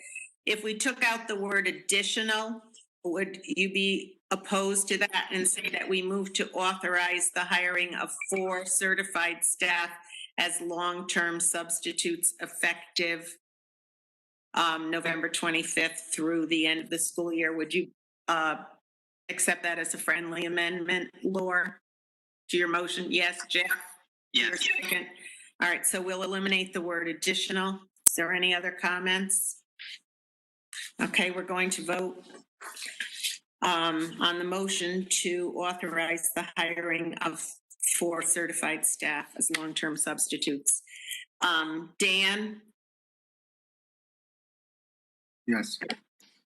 Jeff Townsend? Yes. Laura? Laura, are you a yes? Yes. Thank you. Joyce? No. Mike? Yes. David? Yes. Jeff Hughes? Yes. Megan? Yes. And I vote yes. The motion carries 8-1. Thank you. Thank you, Christine. Thank you, Al. Moving on to 3.4.2, Beach Road School Report. Lisa? Good evening. Good evening, everybody. Thank you so much. I want to start by thanking you, as always, for allowing me to be here and share with you some updates from school. And I also want to start by giving a huge shout out to our PTO, who has done some tremendous work recently to support some of our annual events and some new events, like our virtual author visits that I know Larissa Krakow, one of our school librarians, helped to organize. They were really fun. The authors were really super fun, and the books are awesome. And I know many of our teachers and our students bought them. I know I bought a bunch. Love to stack up on signed author books for my nieces and nephews. Also, the Halloween Hoot coming up, they have pivoted very, very beautifully, and I think it's going to be a really nice community event. So way to go, PTO. And Picture Day was a huge success for all of our students, and a huge thank you to Christy Layden and Judy Silva, who helped organize that. So I need to start by acknowledging all of that hard work and effort behind the scenes that our PTO is doing on behalf of all of our students. A few quick things. We recently celebrated our outdoor read. It's an annual event that we have at Beecher, and even though our students are spending a lot of time outside, it was fun just to be outside together as a community. And I know our remote learners took part as well, so it was really fun to know that we were all sort of apart but together and enjoying a good book on a nice fall sunny day. So that was a really enjoyable experience for everybody. I also have to mention that Ms. Merrill and I have been working on connecting with some of the remote teachers and kids on a really consistent basis. I actually saw several of them today, and they came up and shared that they loved some of the fun facts that I recently shared with them. And I've even gotten some letters and some videos even back from some of our remote friends sharing some of their own fun facts, or sharing a story with me, or just saying hello. So that's been really, really fun to be going back and forth with all of them. And we're going to continue visiting the remote classes, popping in on them. And the remote teachers have been gracious in allowing us to pop in. My third grade math teacher came out when I was in Mr. Niev's class for a little while, and I sent him an email afterwards and said, I'm so sorry. It's all the third grade this just came out of me. I'm so sorry. And he was very grateful and appreciative that I was visiting and popping in and chiming in with the learning. Last update is the ice cream social. And as you know, this is a PTO sponsored event every year. And we are shifting it and doing it a little bit differently this year, where we are going to focus on kindness and empathy and encourage all students to sort of record a way that they are being kind and that they are being empathetic to their friends and that they are treating one another with compassion and respect. And they are going to have an ice cream. So that is actually coming up on Friday. So all kids will be enjoying a push pop ice cream on Friday, and we will open that up, of course, to our remote students. Conferences are this week. I know I forgot to mention that. I'm sorry. I think that everyone knows this, but conferences are this week. And I know that many of you are looking forward to connecting with your child's teacher and learning about how the year is going for them and spending some time talking with their classroom teacher. I know it's something that I always enjoy myself. So that is this week. Tuesday and Thursday are early dismissal days. I think that's it for me, unless there's any questions. Thank you, Lisa. Does any board member have a question of Lisa? Seeing no hand. Oh, make a question. I'm not sure who it's directed to, but just kind of a thought. When you're talking about the distance learners, and as Christine mentioned before, how that effort is going into, as there's evidence that they're struggling by feeling a part of the community. I don't even know if parents would be interested in this, but is there an opportunity to get distance learning kids together in an outside experience where they could socially distance? I don't know. Again, I don't know if parents are wanting to even do that or not, but I know that that's been something. I mean, I know with my child, when he went back to school, he's loving it because he just missed his friends all summer. He was depressed almost, and I think even just seeing, even if you can't, be up close, like the kids that are coming into school every day are seeing each other even at a distance. So is there an opportunity or a desire for distance learners to have some kind of interaction in an outside space? Just, I don't know, something along those lines. That just got me thinking about that, if that's in the thoughts or. No, that's a very good suggestion. Actually, I know that some grade levels and some parents within grade levels are organizing that, and the distance learning teachers have been supporting that work with by sort of helping to facilitate some of those connections. And I know some of the remote teachers have also offered up some opportunities for that. Our KN1 teachers have done some beep and greets where they've encouraged the students to drive by and see one another and see the teacher, and they're going to do another one coming up. And So I know that that's happening in small pockets at different grade levels. One of the things that Miss Merrill, Miss Mammon, and I are going to do is try to start organizing some lunch groups for some of our remote kids. And it was actually suggested that we try to include some in-person kids eventually too. And it would be virtual, of course, but we were trying to build some of those connections as well. So I think some of that is happening already. And I think that we're going to continue to look for new and creative ways to sort of forge those opportunities. Trying to be respectful of everybody's comfort level, because everyone's at different places with what they're comfortable doing, and we need to respect everyone's different sort of layers and needs and interests. Absolutely. Yes, thank you. And I guess to further upon that I've been reading different things about how families are creating pods. In a sense, distance learning families are creating pods. And so it's like a family where 2 or 3 kids from the same class might have an opportunity to connect more closely, still being safe and distance and all that. But they make their rules, they communicate with each other, they all are always in communication. So I don't know if that's something for parents who maybe haven't heard about that. I mean, busy parents working full time trying to do distance learning, I can imagine is a lot right now. So I don't know if there's any opportunity to provide any kind of guidance around suggestions or opportunities in that sense. So. We actually have a few parents already doing that. We already know of some of those pods happening, again, at different grade levels and with different parents. But it's certainly something that we can further explore or further support in some way on our end. Great. Thank you. Thank you, Lisa. Thanks for your time and for your report. 3.5, Facilities Committee Report. Jeff Hughes. Yes, thank you. Vito, as planned, is doing an excellent job keeping up the sanitation and cleanliness of our school. We're doing a little deeper dive into some of the HVAC plans going in place, but so far everything is working as planned, and I think everyone is pretty much satisfied where we are. Thank you, Jeff. Just would make note with the board that the next Facilities Committee meeting is Friday, November 13th, 7:30 a.m. Finance Committee Report. Joyce. As we talked about, we are projecting a significant deficit this year. And I think it's important to step back and understand how we got here. The board, so, just to make sure that we're all on the same page and for the record, the board was never asked to approve the reopening plan.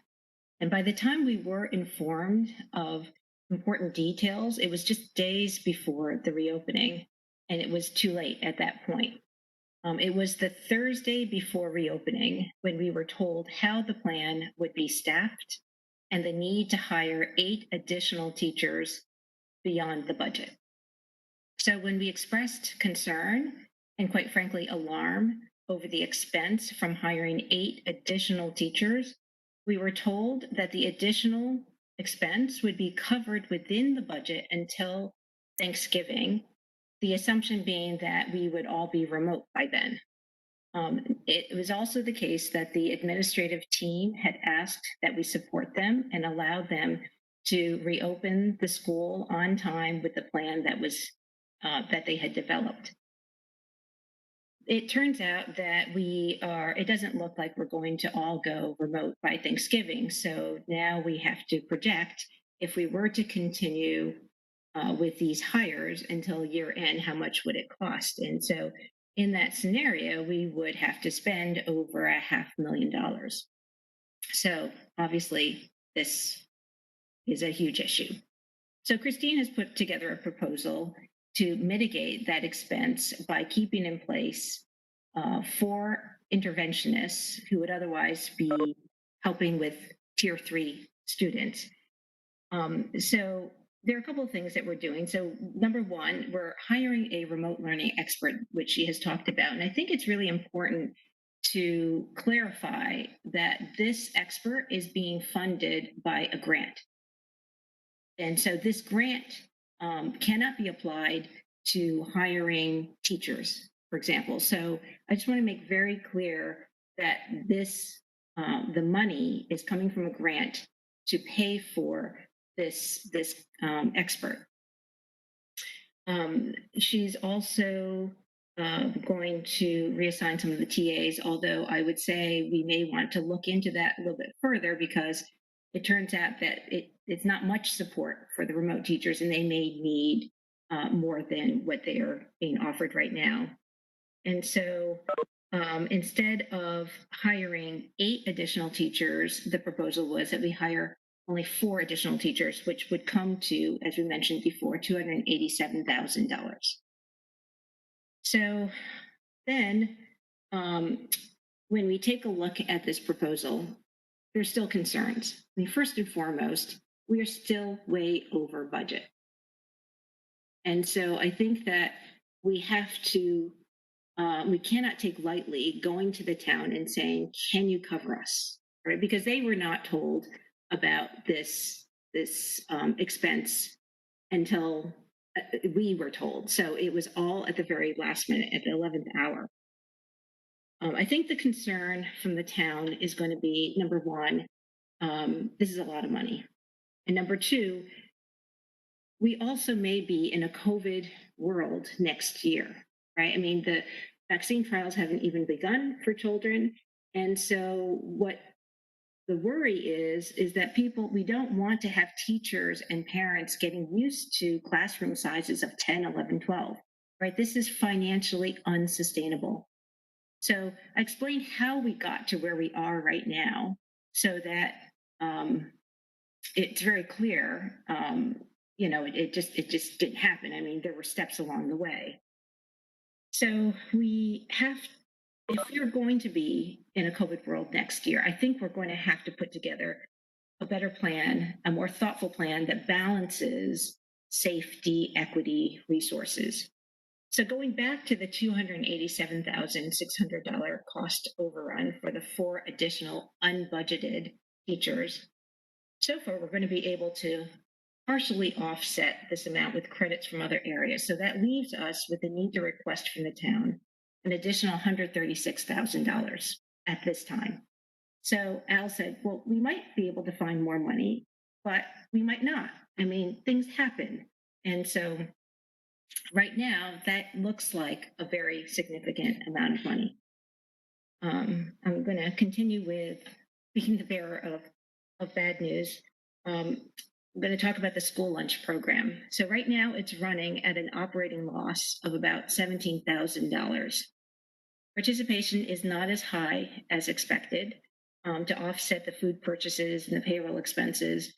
And so we're going to have to monitor the situation very closely. But for board members, we need to note that we're going to have to subsidize any losses.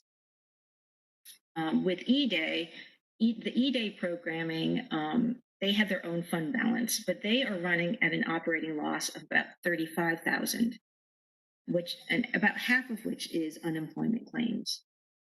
The program has resumed, but participation and revenue are down from typical levels. So if we see this trend continued, this is going to be a cause for concern. So we'll watch this carefully.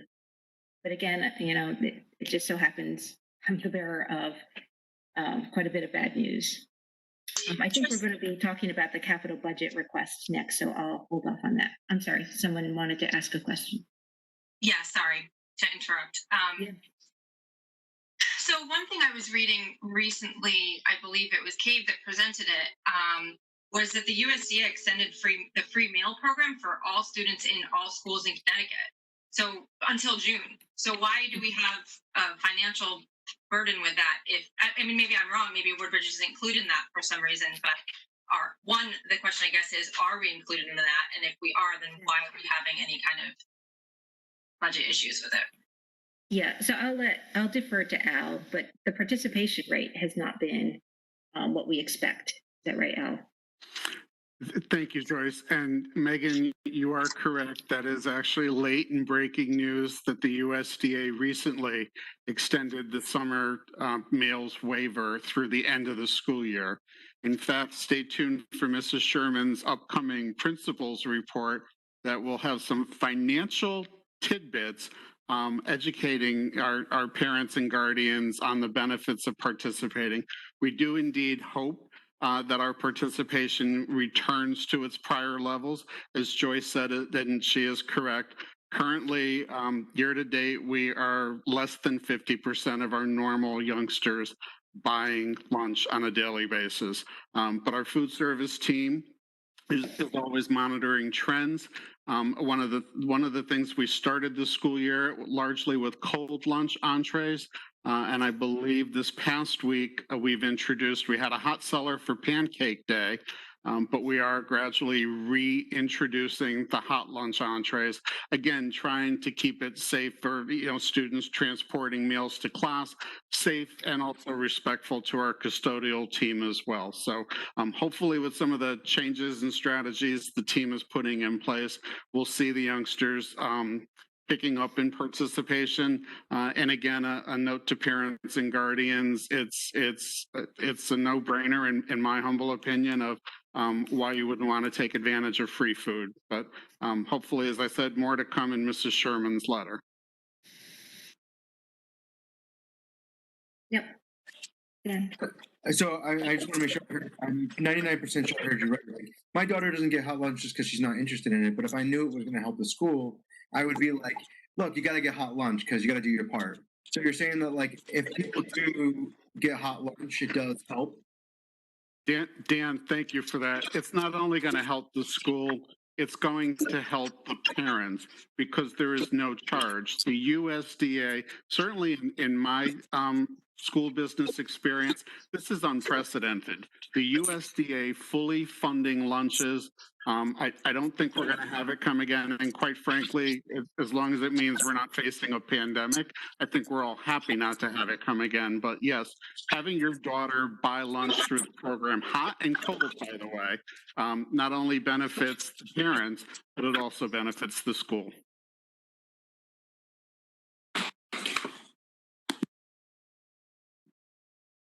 Thanks, Al. Joyce, do you want to move on to capital budget proposal? Sure. Just a bit of background. The capital budget request involves three components. One is the K1 roofing, the second is the asphalt pavement replacement, and the third is technology projects. And so what we are recommending based on consultation with the town is to bundle all of those projects, which would be about $450,000, with the town's aggregated bond projects, because next year is when the town will retire some of its debt and will be in the position to be able to take on new debt. These are projects that you probably remember being on the docket year after year after year, but we've had to push it back because of the finances of the town. And we want to be careful, especially about the roofing project not being pushed back too far, because we want to do a refurbishment rather than a replacement. But if we wait too long, we won't be a candidate any longer for refurbishment, and we'll have to replace, which will cost a lot more. Yeah, that's the background on the capital budget request. Thanks. Al, do you have anything you want to say about capital budget? Do you want to share anything? Thanks, Lynn. I think actually Joyce summed it up very nicely. Just so what you're being asked to approve tonight is the FY22 request. When we look at capital, the town asks us to look at a 6-year horizon. And in large part, absent of the technology infrastructure items, in large part, the remaining projects are part of our ongoing discussions at our monthly facilities. So through the work of Mr. Sparrow and his crew, through the work of our Board of Selectmen, Board of Finance, Board of Education, grounds tours. We try to raise awareness of the needs of the building, including the campus. So that total 6-year horizon is just shy of $2.8 million. So as you can imagine, it's just one department of the town. That's a tall order to fill. So what we've done with the FY22 request, again, in collaboration with our facilities committee members, is to really build confidence that the projects being put forward for year one are an absolute mission critical. So of the $2.8 million 6-year plan, you're being asked tonight to approve the $451,000. And the last note on that is currently, and we know things may change in the legislature, but currently the roof refurbishment is eligible for state construction grant reimbursement. And in a perfect world, if the entire project were deemed reimbursable, that's approximately $90,000 in funds that would be spared the local taxpayer because we'd have that money in grant revenue. Thanks, Al. Joyce, do you want to make a motion? You're muted, Joyce. Joyce, you're muted. Okay. I have a question. Oh, sure. You can have this after the motion in the second, Mike. Okay. Okay. Okay. Wait, I'm sorry. I have to go back to where I was before. Okay. I move that we approve the 2021-2022 capital budget proposal as presented. Is there a second? Second? Do you have a second on that? Second. Jeff Townsend seconded it, Marcia. Okay, discussion. Mike. Yeah, it was actually not about the capital budget, but it was about the earlier point that Joyce made. I was reflecting on some of her comments about how we got here, our relationship with the town, Okay, so Mike, could you hold that question? Because this should be discussion about the motion, and then I'll come back to you. Okay, that's fine. Okay, just procedural. Yeah, that's fine. Are there any questions about the capital budget? Okay, I'm going to, okay, Megan. Yeah, sorry, just wanted to ask Joyce if you're familiar. I think maybe you will explain this, but I know we're talking about being concerned with presenting, hiring or extending the hiring of those 4 teachers, and then what kind of cost that will have. But as far as the cap and concerns with the town, do you have any concerns with the town for this piece, or do you feel like they're on board, understanding like if we don't take care of this now, it's going to be a bigger expense line? Or I'm just curious about your thoughts on that as well.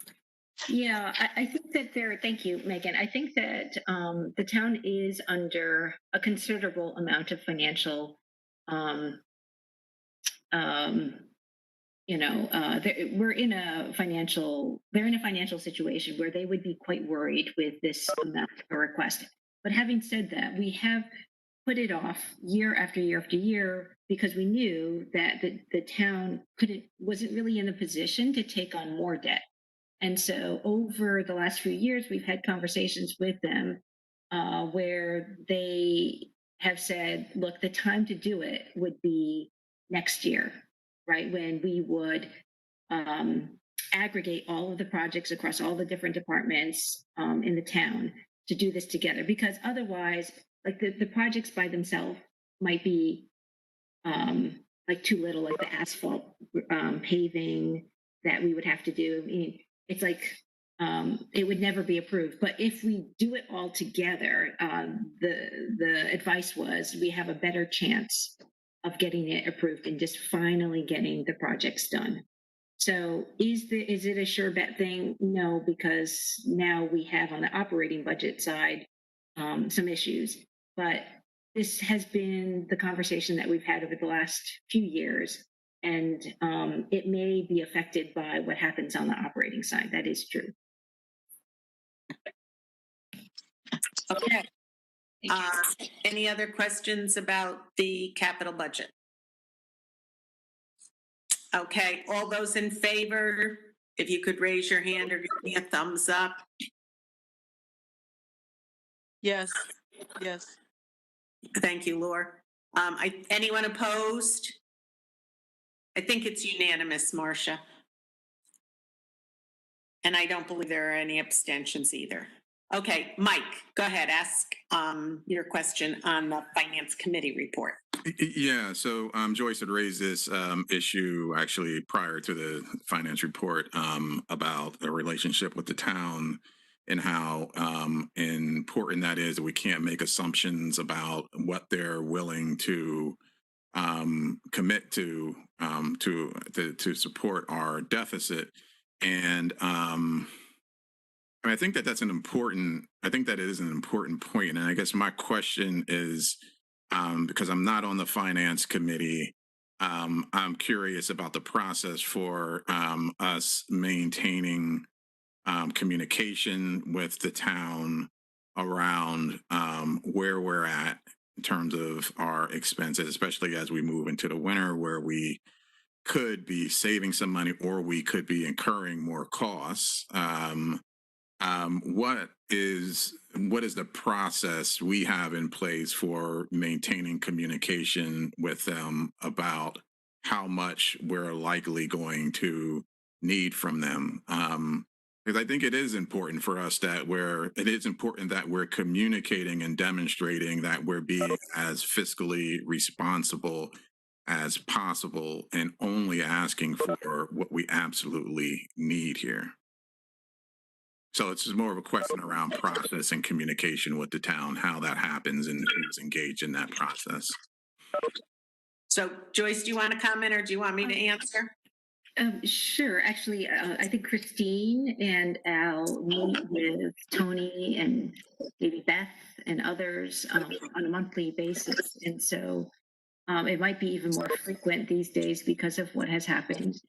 But I'll really defer to you guys to speak to all of this. So if I may elaborate on that, Joyce, indeed, as you said, there have always been ongoing monthly meetings with First Selectman, the town finance director, superintendent, and myself. And the primary purpose is really to have those informal, productive conversations to give a heartbeat, pulse of what the district is experiencing, what trends or projections we have. Specifically to Tony Genovese and I, we reside in the same building each day, and multiple times a week, frequently, there's conversation between the two of us, and sometimes it's think tank brainstorming. Times it's just running information, sharing information, operating budget related, various grants that are out there, and any synergies and partnerships we have. So it's a few examples I'm offering that do indeed validate that there is an ongoing and open communication with various stakeholders in the town. Not in a formal arena such as the Board of Finance and Board of Selectmen, although Christine does present to the Board of Selectmen regularly at her meetings. And obviously when we bring our budget request forward, there is that discussion with the town boards of finance and selectmen as well. So there are a variety of ongoing communications. Okay. As well as the fact that we have a liaison to the Board of Selectmen and a liaison from the Board of Finance who attend our finance meetings and oftentimes our Board of Ed meetings as well. Does that help you, Mike? It does. Great. Okay. Anything else on finance? So Mike, actually next on our agenda is 3.7 Curriculum Committee Report. I don't know that you have anything to add, but since it's on the agenda, I'll call on you. I don't have anything to add for that. we have not met. I just actually want to go back and remind board members that the next meeting for the Finance Committee is scheduled for Monday, November 9th at, we decided 6:30, correct, Joyce? 6:30 p.m. Moving on to 3.8, Policy Committee Report. Megan, do you have a report tonight? My report is that we delayed our meeting till next week. So I don't have anything specific to report on, but we are meeting next week, Tuesday, October 27th at 8 a.m. Should I just go right into case liaison? Christine, did you have something you wanted to add? No, I'm going to with Megan based on the feedback we've received at that meeting. I think we might wait till the November. Okay. Okay, so the next meeting might be November 10th then. Tuesday, November 10th at 8 a.m.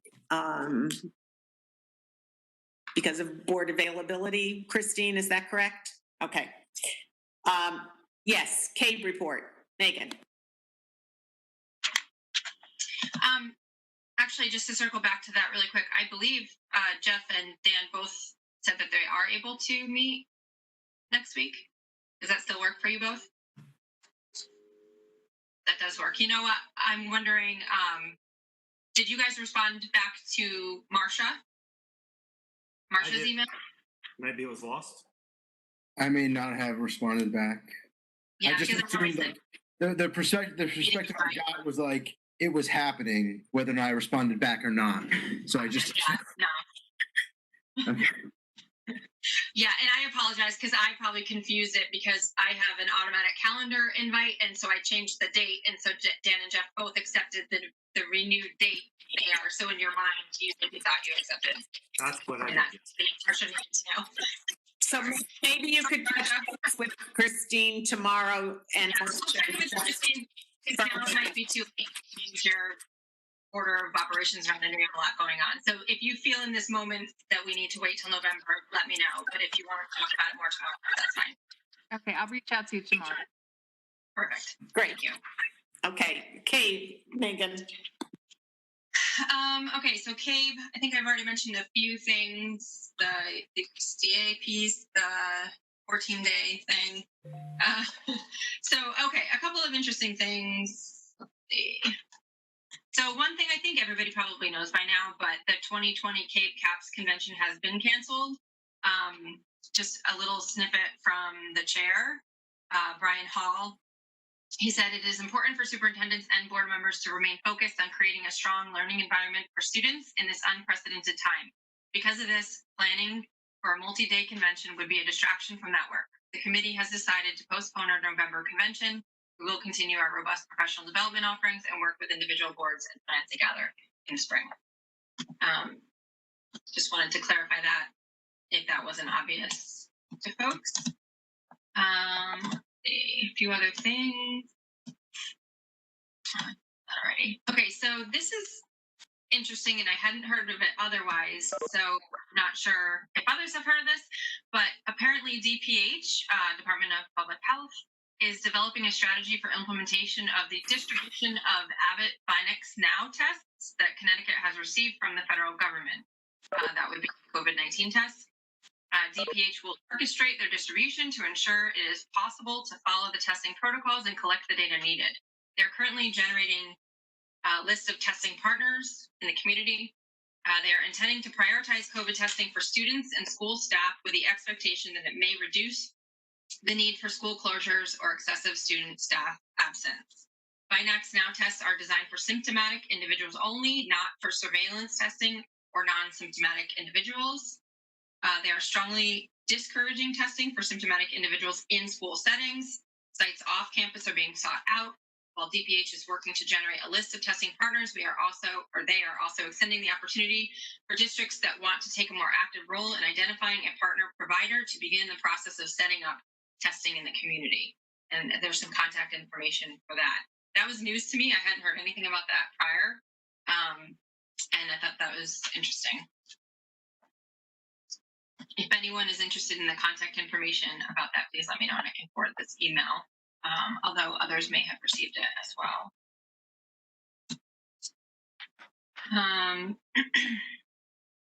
Sorry, try to go through. There's too many things here. More. Here's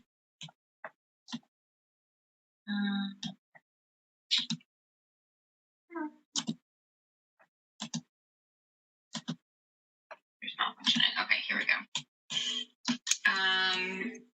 If board members are interested in CAVE delegate assembly, now would be the time to show interest in that. There's more information online for that as well.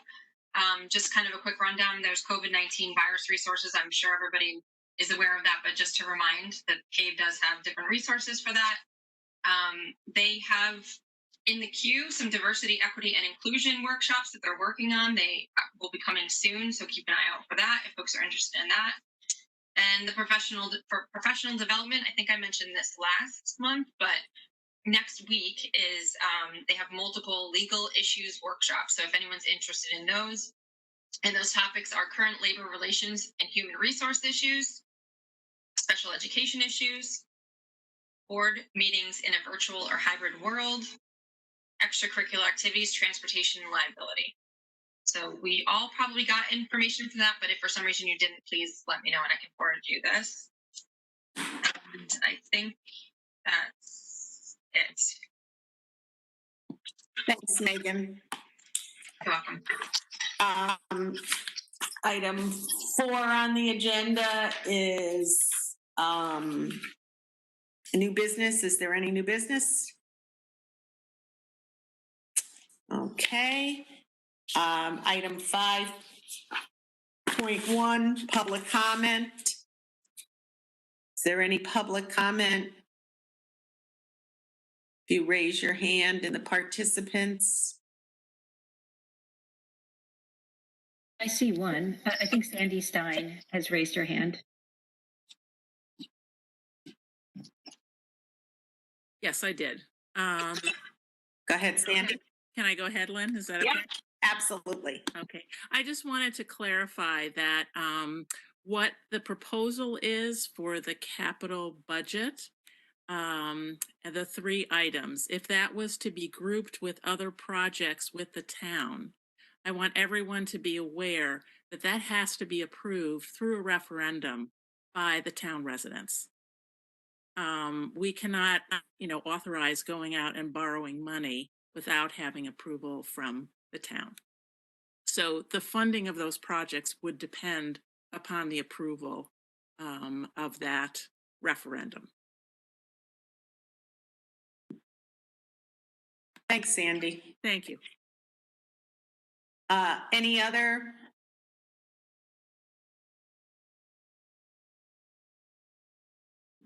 Marcia, do you see anyone else who's raising their hand?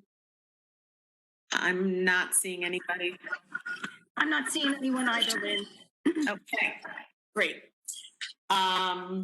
So I will entertain a motion to for the board to adjourn and move into a non-meeting with as part of the superintendent search to meet with Joseph Arardi.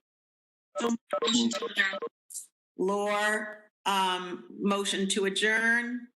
Second. Megan, 9:38.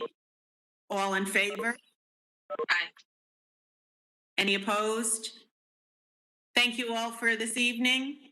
I will see my board in 3 minutes after you take a bathroom break with Joe on David's Zoom account. Thank you. Good night.